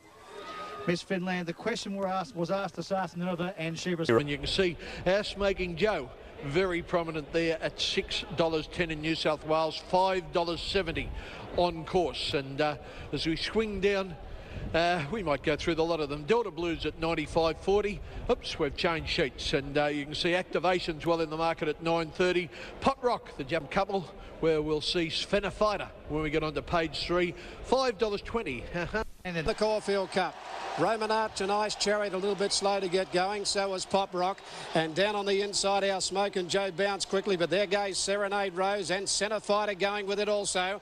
So at the judge the first time, and it's Serenade Rose in the centre, Centre Fighter pushing up as our Smoking Joe. So the 3-man runners are running 1, 2, 3 out of the straight, followed by the Caulfield Cup field. Jimmy Cassidy on Joe. It's our Smoking Joe out in front by a length and a half to Serenade Rose, and they're followed by Ecuador. Out 3 wide on the outside, Grand Zulu 4th. 5th on the inside, Centre Fighter. 2 lengths further back, then came Activation. No change in the order. Delta Blues is 3 deep. Short pause the middle. Then Roman Arch. 2 lengths further back in the race. Then came Railings, followed by Torquay. Then Pop Rock. Well back in the Caulfield Cup is Ice Chariot. Landon Stars, followed further back by Zipping. 2 lengths further back to Zell. And last of all is Head Turner. Coming down towards the 700-metre mark. And the leaders shifted ground here. Our Smoking Joe and Aquadamore get up on the inside from Serenade Rose 3rd. Then on the outside, Delta Blues has been wide from Grand Zulu. Right behind them, Centre Fighter 2 lengths away, and then came Activation into the clear. Homeward bound in the Caulfield Cup, and Aquadamore with the rails run. Aquadamore took the lead, turning in now from our Smoking Joe. Centre Fighter under pressure. Then further back, Serenade Rose, Delta Blues, Activation coming down the outside. It's Aquadamore the leader. Our Smoking Joe fighting back. Torquay coming from a long way back. And Activation out wide. Centre Fighter the centre. Aquadamore in front. Torquay gets a late split. Torquay grabs the lead. Torquay wins the Caulfield Cup. Beats Aquadamore and Delta Blues. Then Activation. Pop Rock was running on from further back. Serenade Rose to Zell. Right there with them, Centre Fighter, followed by Dwayne Dunn, have won the Caulfield Cup with Torquay. Torquay, a brilliant ride by Dwayne Dunn in the Metropolitan. A brilliant ride by... It's a great trial for the Melbourne Cup too, isn't it? Oh, you couldn't ask for a better trial going into the Cup, and winning by such a small margin, his re-handicap mightn't be too big too. So, but look, we couldn't be more excited. Everything's just spot on, and when you run for $2.5 million lead-up races and win them, you're always happy. Absolutely. Well done. Thanks a lot, David. Thank you. David Hayes there, the winning trainer of Torquay in the Caulfield Cup. Back to you, Bruce. And David already doing the spiel with the handicapper. Greg Carpenter has said he won't announce any penalty until, of course, Monday morning. 11 horses have completed. That's what happened with him. On the Caulfield Cup, best runs? Best runs, clearly the two Japanese horses, Pop Rock, Delta Blues. And I tell you who else. Have some birthday cake. Well, I think Delta Blues and Pop Rock were absolutely sensational. I thought Activate Torquay, absolutely sensational. You know he's going to run the 3200. He's on his way up. He can sit, he can park. If he gets a similar run to Jeune, with a great ride from Wayne Harris here, he could do it again. By a narrow margin, and there was probably 6 horses within 1 length, so I can understand if he doesn't get a big penalty. That'll do me. Best ever. Is there a message? I mean, Oliver's horse was a very, very good performance. Pop Rock hung in very, very badly too, but overall, look, these horses are going to go to the Melbourne Cup and run very well. Delta Blues too. I'll tell you that the Japanese, fair dinkum. You'd swear blind the Japanese jockeys were riding them yesterday. Delta Blues was sensational. He was wide, no cover the whole way, and Pop Rock, he was about to sprout wings and run into a few dead ends where he wanted just a little. He wanted to hang, which is a bit of a problem. I think, can't trust him. I can't trust those Japanese horses. They, you know, I Spinny. Well, that's big overs. It's 2 points shorter on course. Ruby Jean, 9.20. That's about right. Also in the marks around $5 a field here on course as we go to Brian. 13, the riders are half over. The Remington Coonji handicap over the 2,000. Temple Hills followed by Evasion, Maybe Better Jose Amigo, and 2 lengths to the grey, the old timer. Last of all, Grey Song. They're inside the 600. Up before the home turn, Octavia just in front. Coming around the home turn, moving up on the outside to put pressure on Showberry. 3 out. Polar Bear is outside the lead. Further out is Above Deck. Accumulate under pressure. Octavia gone. Polar Bear hit the front. Showberry comes at it from Above Deck, and here's the New Zealander King of Ashford down the outside. Temple Hills is getting a run. King of Ashford has hit the front from Showberry. Temple Hills coming with a big finish on the outside, but the leader is King of Ashford from Temple Hills, and Maybe Better flying. Maybe Better getting over the top of the middle. Get up. Maybe Better a half length. King of Ashford, Temple Hills third, and Cat's Fun is fourth. Then further back. A frustrating run for Pete Moody, but Maybe Better was bets on the coming. He's got. He's a 32-year-old. He's got a pretty good record in Japan. But he's one-dimensional. He doesn't drop the bit and help himself. When he gets into a fast-run race, he's up to the best of them, believe me. And a lovely ride by Arnold there. Switched him off, found cover, and bang. If this horse learns to settle in his races, I reckon he's got a beautiful stayers action, that horse. And if he learns to settle, you could see him running a good, strong 2,400 metres in top company. Excite's been a big go, $4 in the 380. Efficient Lloyd Williams' horse been $3.40. We're $3 at the moment. We're standing it for a kicking. The leanest before that. It's been a great race to the Vase in recent years.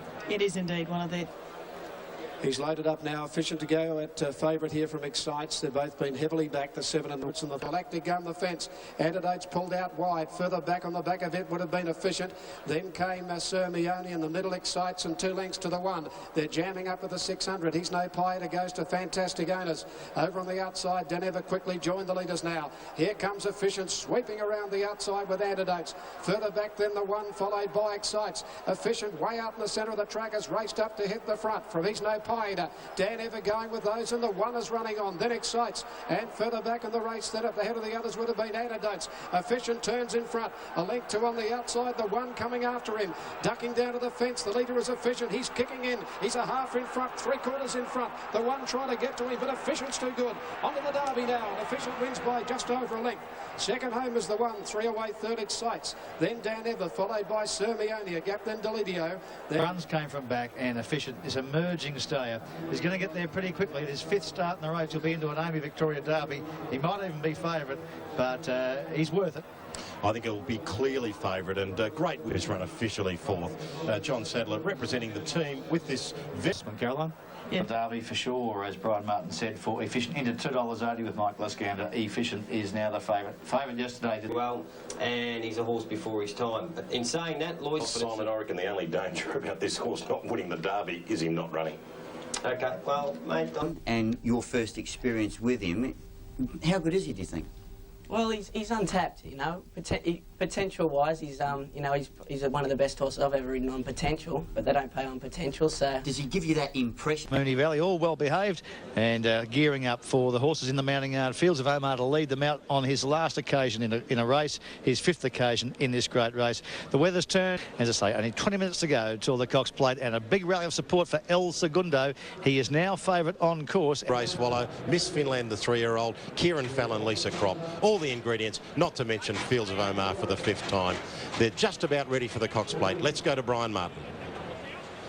And Grey Swallow was ready on the inside. Then came on the inside Fields of Omar, taking off his Casual Pass, and 2 lengths to El Segundo. At the 800-metre mark, Apache Cat a half in front of Pompey Ruler, followed by Red Dazzler. Casual Pass and racing to win are the widest runners. Then Aqua d'Amour further back. Then came Ladder the Manor. Miss Finland coming around the outside of Our Smokin' Joe from El Segundo, going around Fields of Omar. Ladder the Manor dropped out, and last of all Grey Swallow. 500 to go. Pompey Ruler took the lead from Red Dazzler. Apache Cat is struggling. Then came Racing to Win, followed further back in the middle by Aqua d'Amour, getting a run from El Segundo, and Fields of Omar the widest runner. But it's Pompey Ruler 2 lengths in front in the Cox Plate. Straightens 3 lengths in front of Aqua d'Amour, El Segundo. Fields of Omar coming down the outside. Pompey Ruler the leader from Aqua d'Amour, El Segundo. Fields of Omar is lifting. He's flashing down the outside. Pompey Ruler, Fields of Omar, he's lunged with El Segundo. They hit it together.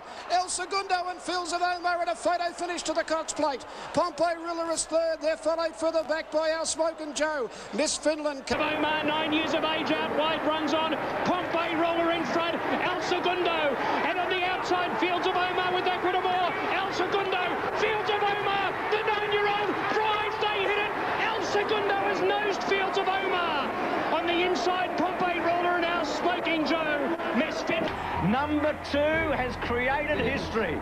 Fields of Omar, at 9 years of age, has won the Cox Plate, becomes the first horse ever to win it 3 years apart, the first horse to be placed 4 times. It's 2, 4 and 11. A sensation here. Craig Williams and David Hayes have done it again. Twice. Caroline, it's extraordinary. They talked about this horse going to retirement to the living legends to join Saintly. Better Loosen Up. Doremus, Paris Lane. Well, I guess he joined Saintly and Better Loosen Up as a living legend. So, makes me think of him a bit. The tears and distant in the Barossa Valley. And by winning today, he becomes the 4th greatest stake winner in the history of Australasian racing, behind Sunline, Mackay Diva number 1, Signline 2 and Northerly 3, all Cox Plate winners. And what won't be any second thoughts here? No, he's retired and he's deserved it, I think. He's done a great job. What a fabulous Cox Plate story for him and for... Did you think he'd won? I didn't know, Pete. I can't describe it. Like, we thought we made the right decision to retire him, and he's retired. He's not going to go any further. And you know, for a horse who's had 2 suspensory injuries, Well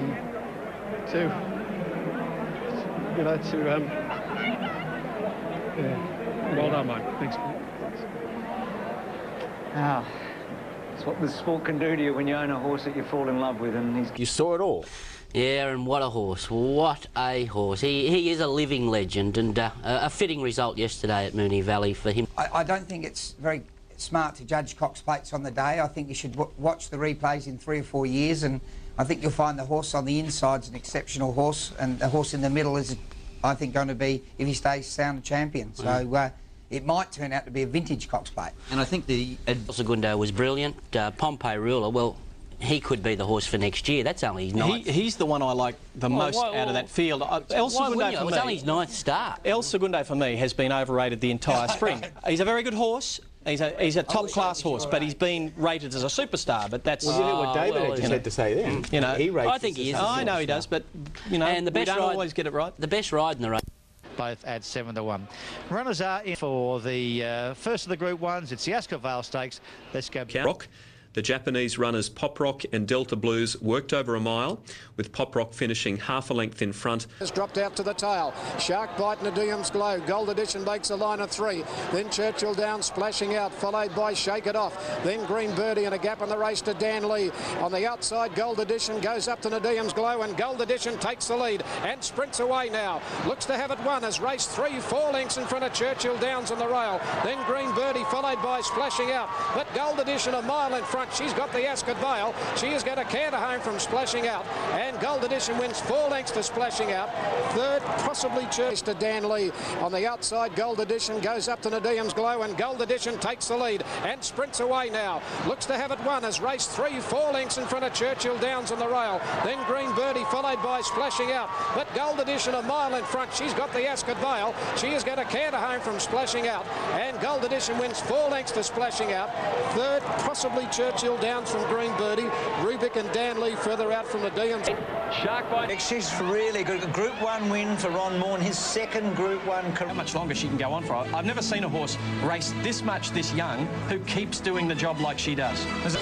It's the key to 40 and 210, heavily back, 550 into 5s, Splashing Out 260. It's amazing. Yes, she annihilated them, and it was amazing that TAB on Thursday correctly put the market out as 5-2 Gold Edition and 4-1 Wonderful World. Wonderful World got scratched, and she started at $5. It was extraordinary. But it's a great credit to the trainer, who's done a wonderful job with this filly. 17th run in a race as a spring 3-year-old. And the only horse I can think of who has a comparable record is our Maysco, who at his 17th run in a race won the Caulfield Guineas. And he was a tough horse, and you know, I love seeing horses go to the races regularly and not being trained quite so hard in the track, and Ronnie Morn's done a wonderful job with this horse. Realistically, there was a lot of people thought she was a 6-4 chance, and the Melbourne market. Up the race for the Wakeful, and then perhaps to the Oaks. There's the market, very open. The favourite you can see is Alpha at 4.20. That's Right field, Alpha the favourite at 4.40 in front of Tuesday Joy. Have to overcome the wide draw at 5.90. Racing, and on the inside, Calm Seas bounce quickly. Away well as Renzina with Swiss Act, and also Just Mamot. Now he's gone back on Tuesday Joy, and he's going to be back at the tail with Delago Mist and Just Mamot. 2 lengths Swiss Act, further back Jazane, she will be loved. Then Calm Seas, followed further back by Delago Mist. Renzina held up for a run, then Fuji Fantasy Alpha. Well back Tuesday Joy, second last, and last of all is Rena's Lady. Coming around the turn, Cheeky Choice, a length and a half Pintaka. And on the inside, Anamato, Prolago further out. Delago Mist is off the track. Now Tuesday Joy's gone back to the fence with nowhere to go, and Alpha's a mile back. Anamato got up on the inside when Cheeky Choice wobbled off the track, and coming at it quickly on the outside, Anamato's tackled by Jadane, and Tuesday Joy has followed through. She's made up a ton of ground. Jadane gets to Anamato at the 200, but here comes the favourite. Tuesday Joy after Jadane. Jadane in front, but Tuesday Joy pegs it back from Anamato. Then came further back Fuji Fantasy. This is a huge win by Tuesday Joy. Tuesday Joy by over a length Jadane. A length away, third in the race, Anamato. Then came Fuji Fantasy, a long gap Calm Seas.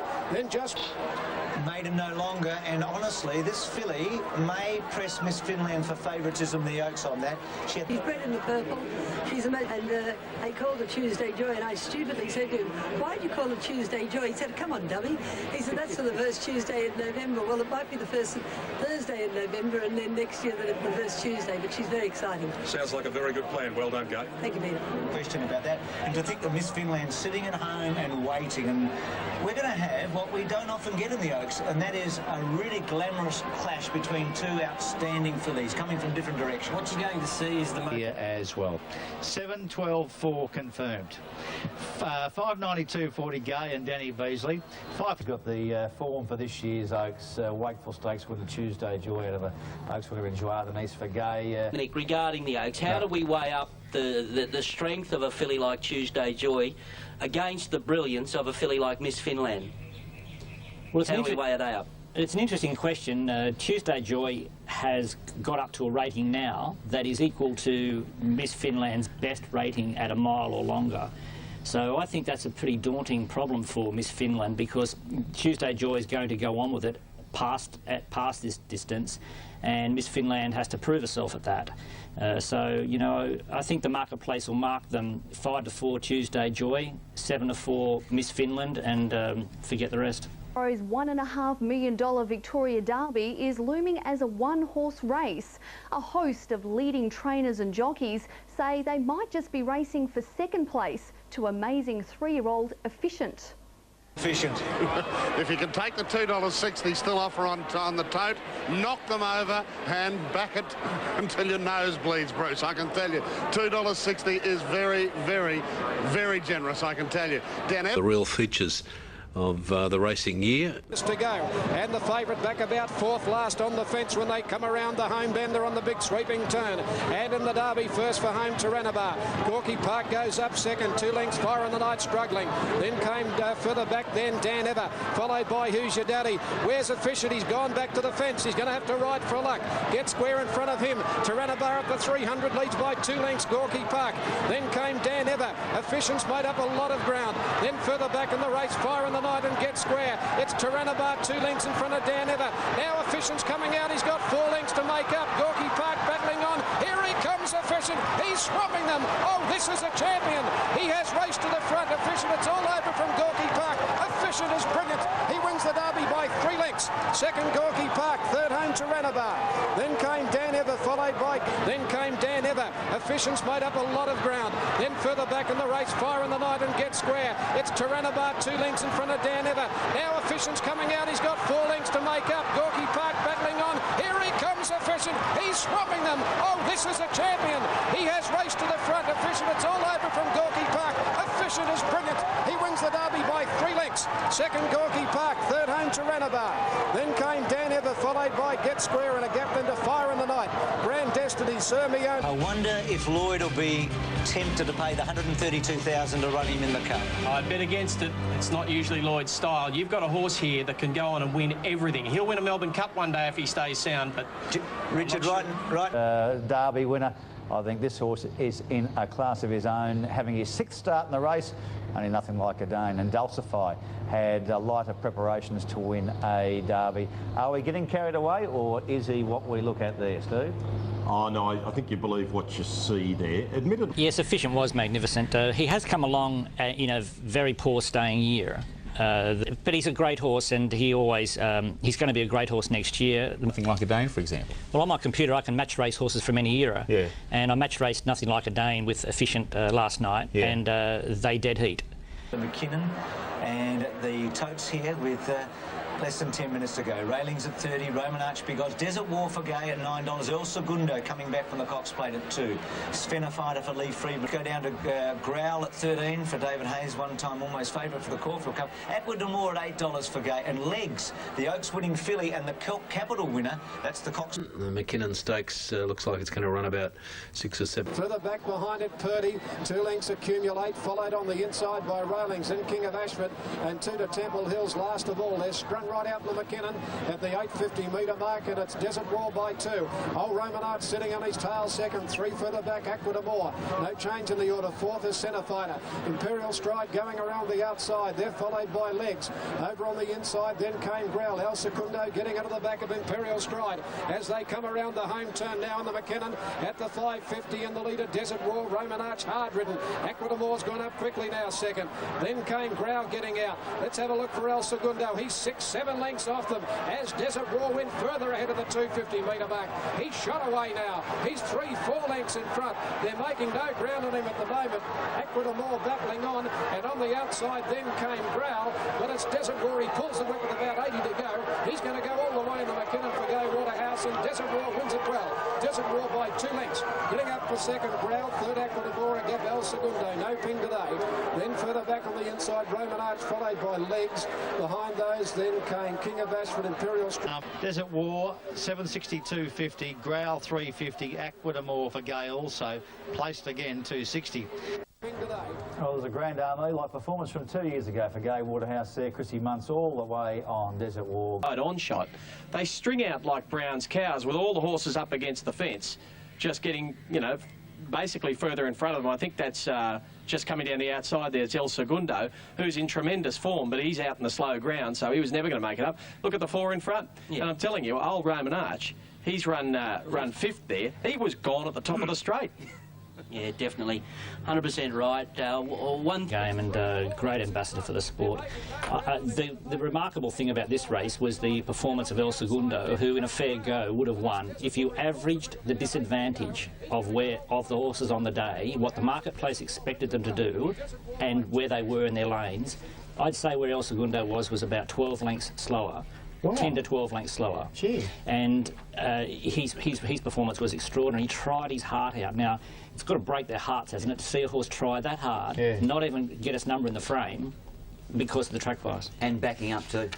Under 5 hours, but the win pool $9 million already. Yates $8.10.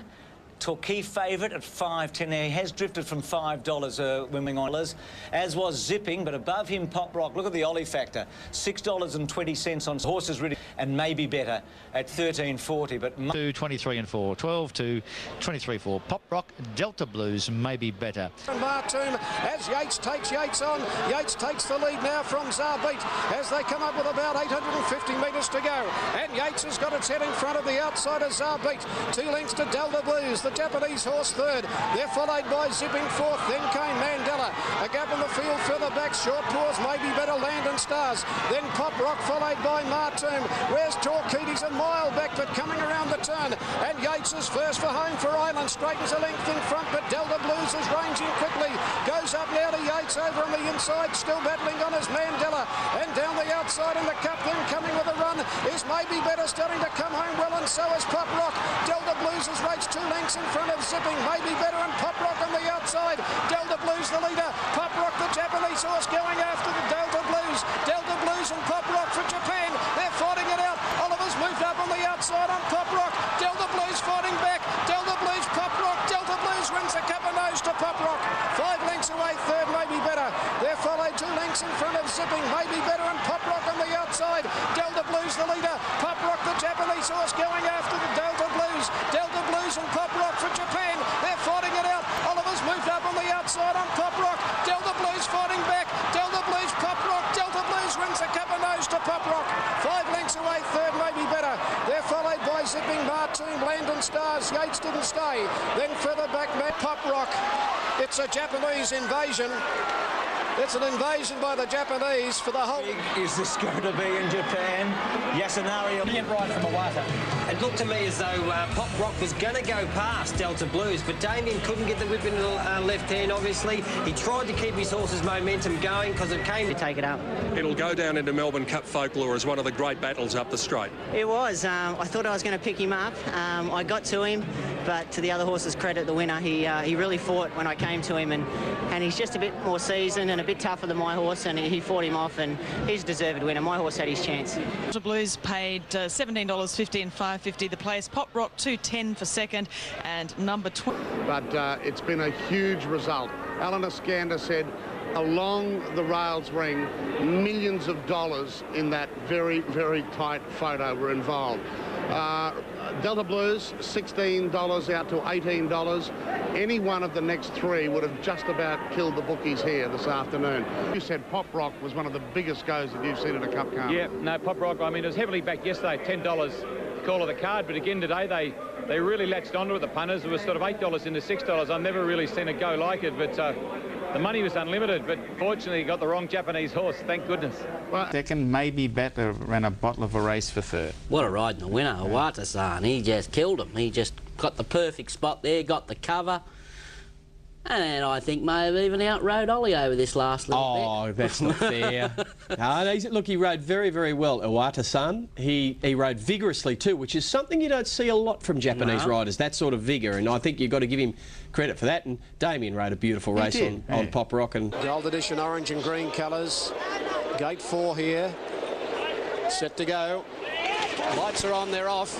Gold Edition bounced beautifully, the favourite. Astounded Satin Robes as they come down with about 300 metres to go. And Gold Edition asked to quicken down now, goes up to Fun in Flight, and she really lets go now. Gold Edition at the 200-metre mark. Look at her go. She opens up 3, 4, 5 in front. Industrious getting to second from Fun in Flight. McFly, then Satin Robes running on, but Gold Edition can't his own. She's a brilliant filly. Gold Edition about 6 lengths. Satin Robes grabs second. Third's either McFly or Fun in Flight. Then a gap. Oh, crackerjack filly this. Gold Editions. Well, astounded last and astonishing, this filly. Look, I don't think I'm overrating her. She is just outstanding. She's got the wow factor. The stars at this carnival, and no bigger star horse-wise than this filly. She's just a superior athlete, this producing performances like this. Actually, she is a dead-set straight horse.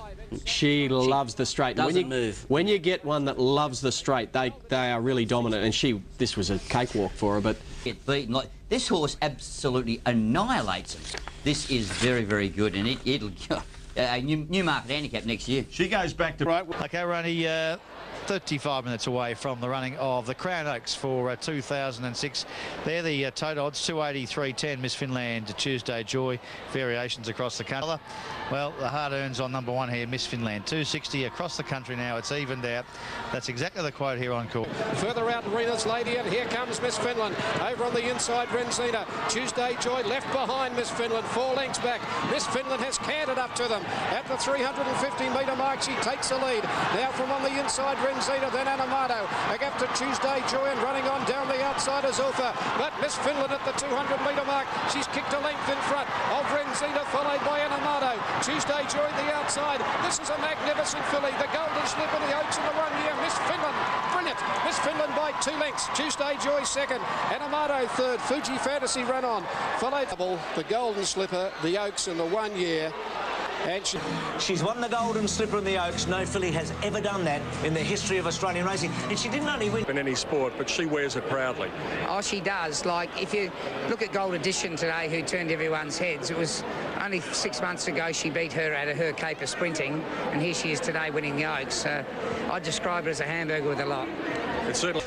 Class prevails. She's an amazing horse. She is the best 3-year-old I have seen in my time. OK, good call. Reduced choice in this race. I think it's a fair point, Steve. And her father... Success. This filly is just high class. She's got some class written all over her, and that's what she beats them with. I don't think she's a stayer. I think she just beats them in 2,500-metre Oaks like this in the spring because she's just too classy for them. I don't think you'll see her running in races beyond... You might see her in a 2,400-metre race somewhere in her life, but I don't even think she'll get much beyond 2,000 metres. But do you know what? Much beyond 2,000 metres. But do you know what? I think she'll be the best horse in Australia if she keeps going. And she could win the Cox Plate next year, no doubt about that. Each classic, and we'll show you the toes before we go to Carol. Has been quite easy, of course. Well, no, it's not. It's just been back. So Personal Ensign's the only firmer here. The Deems Glow at 8.10's right, and splashing out the favourite unders at around 2.90. He can get 5 to 2. So Undue further back in the race than Personal Ensign. Flame and Unreal back to the tail with Dunes at the 500-metre mark, and the favourite splashing out is under pressure. It's Murray Downs headed off by Magnus. Getting out is Undue in the middle. It's coming home well, and so is Personal Ensign. Splashing out back towards the centre with the Deems Glow. Undue got a 10 in front of Personal Ensign. Magnus splashing out over on the inside. It's Undue, Personal Ensign, and Magnus. They're fighting it out with 100 to go. 3 in line. Undue. Magnus coming at it with Personal Ensign. Magnus on the outside fence, got a 10 in front, and Magnus a half neck on the line to Undue, and a hit away third, Personal Ensign. Further back about 3 lengths then to the favourite splashing out from Dunes. The Deems Glow further back. Flame and you know, we got it right today. So the... Well, did stick the head out and finally won a decent race. Magnus had been through... Do you know what I reckon's the most interesting thing to come out of this race? Tell me, champion. They ran 1.8.9.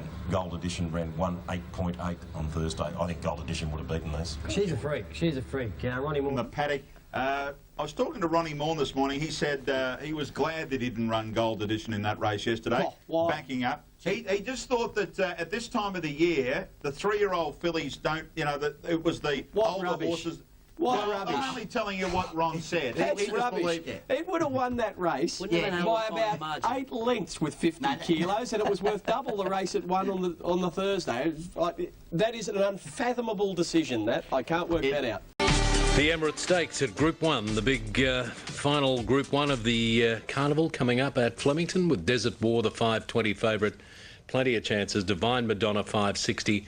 Bentley Biscuit. Out of the manor on the move, followed by Saspy, then came Matapi, and Divine Madonna last of all. They're at the 600-metre mark coming around the home turn, and it's Desert War from Apache Cat outside it. 2 lengths the Spirit of Tara, followed on the outside by Bentley Biscuit. Further back in the race then came Flash Trick when they turned for home. Desert War grabbed by Apache Cat, and Bentley Biscuit coming at them quickly. Bentley Biscuit on the outside goes up to Apache Cat. Here's Valedictum and Divine Madonna coming from last down the outside. Niconero's getting a run through, Apache Cat in front. Niconero's grabbed it in the centre. Down the outside, Divine Madonna and Niconero fighting it out. Niconero, Divine Madonna getting ahead in front of Niconero, and Divine Madonna gets up to win the Emirates. A neck to Niconero, 2 to Valedictum home. Desert War grabbed by Apache Cat, and Bentley Biscuit coming at them quickly. Bentley Biscuit on the outside goes up to Apache Cat. Here's Valedictum and Divine Madonna coming from last down the outside. Niconero's getting a run through, Apache Cat in front. Niconero Nero's grabbed it in the centre. Down the outside, Divine Madonna. Divine Madonna and Nicanero fighting it out. Nicanero, Divine Madonna. Divine Madonna getting ahead in front of Nicanero. And Divine Madonna gets up to win the Emirates. And next to Nicanero, 2 to Valedictum third. Then further back, perfectly ready from Ladder the Manor. You know, she's just a super horse. You have to ride. She is such an exciting horse to watch. Don't you love those horses that can come from last and win with a dash? Well, a trainer, it couldn't have gone. Race 6, Flemington, the Emirates Stakes, 15, 7 and 10. Divine Madonna, Steve. A great change of luck for Stevie Basta, $6. Well-tried favourite, Divine Madonna. Nicky Nero, one of 7 seconds for the week for Dwayne Dunn, 10 placings. Concentrate on the winner, Steve. She's proven herself at the highest level now, and she is a great race mare. No doubt about it. The crowd figure today, it's an astonishing result. Almost 80,000 people have come here today. Only twice before they had over 50,000 for the final day. If we go down to the Emirates Stakes, 78,000. Now, just quickly, a record for the Derby, an all-time record of 129. The previous biggest crowd ever at Flemington for any meeting was 122. Again, over 100,000 for the Cup. The second biggest Oaks crowd ever. 78,000 today, and Darim. Look forward to the 2007 Caulfield Cup, Cox Plate and the Melbourne Cup. Let's start with the Caulfield Cup. Michael Iskander first up for the markets for 2007. No surprise, Efficient is favourite at $14. There is Harada Finland at $10. Efficient and El Segundo run up this year, $11. Harada, so I'm so looking forward to seeing him back. I missed him in the. What a nonsense! If you want to take 9 to 1, something to win a race 12 months away. No one's making it. It's a good talking point, which is why we're talking about this. Steve. This is the first markets for 2007 and the Melbourne Cup for 2007. Efficient's favourite, Zipping Pop Rock to come back and win next year. Maybe better to come back and go 2 better. A couple of these of a great jockey. Anyway, we've got the Carlton Draft Sandown Stakes upon us here, and he rides a Forest Spy and course. So Swick, let's have a look at the totes. $4.80, $6 and $4.50. As I say, it's around a 4 to 1 chance. Likewise, Cargo Colt, Forest Spy. This will be the definitive guide to how the track's racing today. So, okay, there's only one. A length further back, Mary King, 2 to Swick, then Storm Signal, followed by Confectioner, Bird Dancer, 2 to Cargo Colt, last of all, coming around the turn. Live in Vain, 3/4 to Anwar, 2 or 3 to Rockford Bay, outside of Caprese Strip from Forest Spy, Camp Kalani, then Astrodame, Mary King and Swick. In the straight, 300 to go, and Anwar goes up to Live in Vain. 2.5 further back, Caprese Strip, then Rockford Bay, followed by Forest Spy, Camp Kalani and Swick down the outside. Anwar's taken the lead at the 150 and kicked away. Anwar's raced away down the outside. Swick coming quickly at Anwar. Swick goes up to Anwar and Swick gets up to win. Swick 3/4 to Anwar. 2 away, third, Cargo Calder, a Mary King in a photo. Then came Storm Signal behind those with Rockford Bay. Bird Dancer. Established here, of course, with Peter Mooney, now forming an association with Bart Cummings. He turned 79 on Tuesday this week. The great trainer, Bart. Ron and Alf spotted one from the meeting at Moonee Valley on Friday night. Here it is in action. And raced 3 lengths in front now of Valdavi. Then came Outland to the Penske File and Renman Road. But they put the money on this and they knew what they were doing, didn't they? Lucky Secret is going to canter him. Look at it open up now. Renman Road's running up to second, but Lucky Secret, hard held on the line, wins 5 lengths. That is most impressive. Renman Road second, Ski File and Renman Road, but they put the money on this and they knew what they were doing, didn't they? Lucky Secret is going to canter him. Look at it open up now. Renman Road's running up to second, but Lucky Secret, hard held on the line, wins 5 lengths. That is most impressive. Renman Road second, third Valdavi, a gap then Tony Vassell and Dan Brereton and Alfie. Obviously very, very well educated. It knew exactly what it was doing, and so did Tony Vassell and his army of supporters, because it kicked off at about 650 fixed odds, and it was the only race they were betting on fixed odds with Sportsbet. And it opened up at about 240 on... Water's got a ride? Yeah. It's on this afternoon on Sky. Wow. Swan Hill race 9, the numbers there 3, 1, 7 and 2. After the Japan Cup, the 7th race at Tatari. Up ground is Ouija board, deep back, impact starts to chain in, and Fredonia last it all. 600 metres to run, it's still Cosmo Bolt. Cosmo Bolt leads the way from Tosem Shallow. Back on the fence is Dream Passport, out wide of Versace Pandora. Here comes Mayshow Sampson, and deep impact and Ouija board. Deep impact down the middle of the crack, but they've still got to try and catch Cosmo Bolt. Versace Pandora still there, and the Dream Passport along the fence, but it's Deep Impact surging to the lead. 2 champions of the Japanese turf. Tucker, you Tucker, and Deep Impact. Ouija Board closing fast with Dream Passport. Deep Impact losing slightly ground, getting near the fence, but goes on and wins by 3.5. Dream Passport got second. Ouija Board third. Cosmo Bulk was game. Then May Show Samson. The gap to Versace Pan. Okay. Ronnie Doversey is of the belief that Deep Impact is the best horse in the world. Richard doesn't necessarily agree. Okay, now it's in the watching one. Yeah, he's a star, isn't he? I think he's got one more race left before he retires. That's right, and it all ended in disaster, right? But when he's done what she's done, then I'll call him the best horse in there. At this stage, though, he's just one of the best horses in the world for mine. That's all I'm saying. I'm not backing him. I think he's fantastic. With Larry. Summer Stakes, and one horse that's been very well backed here. I haven't got him in, but he looked enormous. 17 Rasmussen. Everything. Good speed when he was first up fresh, and you've got to remember he's been to Melbourne, had a race there, so whether he's quite as fresh, it might have taken a little bit of the sting out of him. They run along, we'll just see what happens, might need a little bit. Left to go. Rasmussen, the leader from Natural Destiny in the middle, and going up on the outside is Tornado Alley to make a line of 3. Enthusiast a length away, fourth on the inside of Impala, followed by Power and Gull Star. Lactics wide, then Domingos for Breakfast, Son of Dane, and further back came Mr. Aristos as a corner. Rasmussen first for home, leads by a length. Natural Destiny in second spot. Enthusiast trying to get out. Then Impala, Tornado Alley, and here's Hard to Catch getting in the clear, starting to burn down the outside. Natural Destiny is the leader. Hard to Catch is trying to get out after Natural Destiny, but it's Natural Destiny in front of Hard to Catch. Big performance. Natural Destiny beat Hard to Catch. Tornado Alley third. Photo fourth. Mr. Aristos or Enthusiast. Now about him. The numbers are 9, 3. Should run well second up, but my numbers again are 9, 2, 5 and 6. Natural Destiny and Shane Trewick aboard, Rich. Oh yeah, look, fantastic win by Natural Destiny here, because he had to do it a bit tough as well, and he's a really tough sprinter, and I think he would have been competitive in Hong Kong today.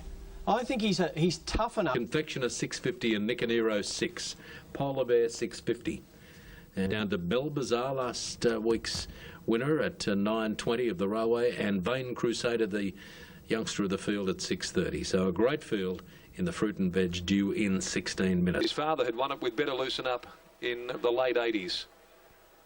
Vogue for the late Vic Rail and Cyril Small in 1988. Military Plume as a 3-year-old in 1986 was successful. One to Mr. Sandgrove, 2.5 lengths to Bell Bazaar, who's jog-trotting up, running third. A length and a half away then Mr. Diagnosis at the 800. Over on the fence, Confectioner well placed. Then came Dacker's Gem, nearly 3 lengths, Mr. Diagnosis in a strung out field.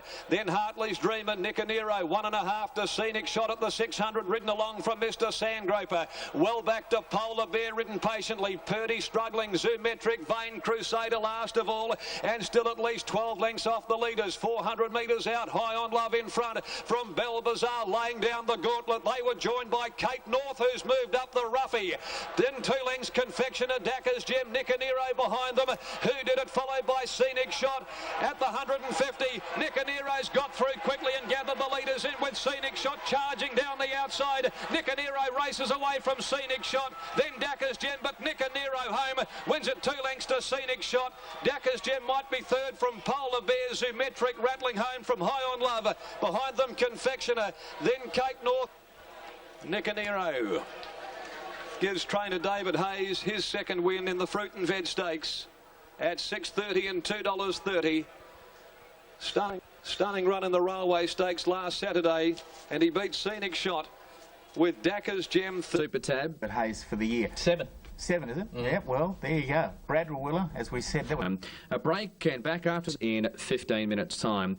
A break and back after this with Marasco and the Winterbottom Stakes, the Group 2 sprint feature at Ascot. Backs the leader, 3/4 of a length on Grass Patch Girl up running second, a length and a half away. Then came Metallic Storm sitting outside of Zanella travelling well.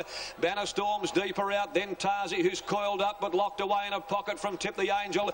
Oliver's getting to work on Marasco when they make the bend. He's still about 5 or 6 lengths off the leaders. Real Max straightens up down to the 300 from Grass Patch Girl, Metallic Storm. Then came Zanella and Marasco starting to run on. It's Real Mac from Grass Patch Girl. Here's Marasco. He's unlaunching his run. Look at him come, the Mighty M. And Marasco races home. Marasco blew them apart to win the Winterbottom from Grass Patch Girl or Electric General and Real Storm. Then came Zanella and Marasco starting to run on. It's Real Mac from Grass Patch Girl. Here's Marasco. He's unlaunching his run. Look at him come, the Mighty M. And Marasco races home. Marasco blew them apart to win the Winterbottom from Grass Patch Girl or Electric General and Real Mac with Tarzi behind them. They were followed home then by Tip the Angel is Amazing next in, followed by Banner. M with a capital M. The Mighty Marasco wins it. 5 out of 9. And on the turn being dug up, but only warming to the task in the last 75 and dispensed with them effortlessly. The mighty, magnificent Marasco, 150 and 110 in New South Wales. One Sky. The inevitable comparisons with Northerly, the way he went through the classes, but welcome Marasco to the big league. Freddie Kersley, the trainer. Rich? Look, this horse, Marasco, oh, by the way, unlaunching. There's a new word. I hadn't heard that one before. But this horse has got plenty of talent, and he'll keep beating horses in Western Australia. Damien rode him beautifully, the way he probably should have been ridden in his last start, sort of eased him away from the fence at about the 600 and gave someone outside him just a little bit of... While I think he's a highly talented horse, can improve to do that, he needs to get a more adaptable racing style, Ronnie. 33.4 the last 600, that's low flying. They had a rest in middle stages. You can only beat them, and he beat them pointlessly. He's got a pretty good future. I don't know what his pet distance will be. It's hard to work that one out. Pacific Doomben Stakes, a break, and back with more on Sky. The pacer cracker at the 800 metres mark. Greccolo on the outside, an Enthusiast. They're a length in front. Impaler racing third. Natural Destiny getting in a gun run. He's fourth on the rail. Corner, 400 to go. Enthusiast and Greccolo led. Natural Destiny's trying to get off the fence. He's in the clear now. Then Impaler followed by Piccadilly. So Breakfast and hard to catch, but Natural Destiny. He shot to the front at the 200 metres mark. He exploded away from them. Piccadilly went to second. Then Mr. Aristos. But it's all Natural Destiny. He's making a mess of them, Natural Destiny. He's a mile in front of Piccadilly, and Natural Destiny bolted in by 3 to Piccadilly. Hard to catch has come from near last to run third. Mr. Aristos fourth. The next time in the race. This fellow, what time's he run? 1:17.09. He has smashed Takeover Target's race record. Time smashes the track record too. It does. 1:17.09. That's a new track record and race record. The course record was Falvalon when he won the 10,000 at 1:17.21. There, Damien Oliver rides today and is the 130 favourite. There he is. 940 Calico Blue. And fire him up there today. We'll know shortly racing. He missed it a half length, Marasco, but he gathered pace very quickly just afterwards. Local legend, the way Rescuer. Oliver's trying to push Marasco up near the inside and find a bit of space for him. Hartley's Dream, those got him covered at the moment. Calico Blue's joining them. She's off going around them now in front of the 3-year-old Mansion House, but is amazing. Left alone out there in front at the 450, brings them up to the bend by a length and a half. Sir Chalmers, Local Legend. Well, he's getting out off the fence now, and Marasco's tracked up right behind them, looking for the way clear, and then Tarzi running on. Marasco's back behind them, and he's trying to find runs. There's an opening. Oliver capitalised upon it. He's coming quickly down the outside. Rescuer, Calico Blue, but there's the run. Marasco shot through, burst to the lead, sprints away, opens up and destroyed them. Marasco eased down on the line, 2 lengths Mansion House or Hartley's Dream, then Rescuer, Calico Blue, Local Legend. Sir Chalmers is amazing, dropped out, and last is Tarzi. It's exciting. His Dream and Rescuer after the running of the Skull Stakes there at Wait for Age. But Marasco, he looks good, doesn't he, when he hits the line? Up at Maui. Race at the 1200 metres. Last of all, Lucky Secret comes to the turn under a good hold from Magic by Gosh, a length and a half Zanzidium. Montford back inside, totally prepared, niggled that, then Senorita de Largo, who's this? And Ale is last of all. Magic by Gosh under pressure. Lucky Secret drops at about a length and a half now, down at the 300 metre mark. Opens up now, Lucky Secret. This is a pretty serious galloper, this. 4 lengths in front of Magic by Gosh, totally prepared. Running on down the outside, Senorita de Largo, but Lucky Secret canters home again. Wins by 3.5, Magic by Gosh second. A half, Senorita de Largo finished off well for third. Totally prepared up. That's been emphatic, hasn't it, Brendan? You don't see a victory easier than that, and a horse that truly justified its $1.30 quote. Elegant Winnie came short, joined Elegant Winnie, still hasn't touched it. He's looking at the board, Nicolik. Oh boy, this is a very promising type. Sacred Kingdom, but joined Elegant Winnie, still hasn't touched it. He's looking at the board, Nicolik. Oh boy, this is a very promising type. Sacred Kingdom bolts up from King of Fly, then Tay Spirit. It was almost like a track gallop, wasn't it? And Danny Nicolik, if you have a good one. The Bambara Handicap. 1, 2, 9 and 11. That's the way I'm going. Natural Destiny, well, can he do it? Yeah, well. He's got a good horse's weight in 58, but he's every bit a good horse, having won 9. Can Natural Destiny make history here today? We're about to find out. A length and a half to Natural Destiny. He's in 5th position, followed by Strawberry Malta Enrique. Further back, Malta, Mesmerising, Dersey, M Time and Dandy and Ada Vale Hornet. They're coming around the bend. 400 metres left to go. Enthusiast, the leader from Mr. Aristos Anwar. Natural Destiny is now pulled to the outside. He's called upon, followed by Malta Angricolo. Coming to the 200 metres. Enthusiast and Anwar. Natural Destiny's on turns with them now, and he shoots to the front. Enrique's coming late, but Natural Destiny opened up. He broke away. He'll be the first horse to win the Triple Crown. He'll bolt in. Natural Destiny won by 3 lengths to either Anwar or Enrique. In a photo for 4th, Malta's. He could be set for an international stage at some stage of his career. Beautiful ride. Got him over quickly with a bit of turn of foot, and when he let him rip in the straight, he absolutely just gapped them. He won by 3 lengths to either Anwar or Enrique. In a photo for 4th, Malta's. He could be set for an international stage at some stage of his career. Beautiful ride. Got him over quickly with a bit of turn of foot, and when he let him rip in the straight, he absolutely just gapped them.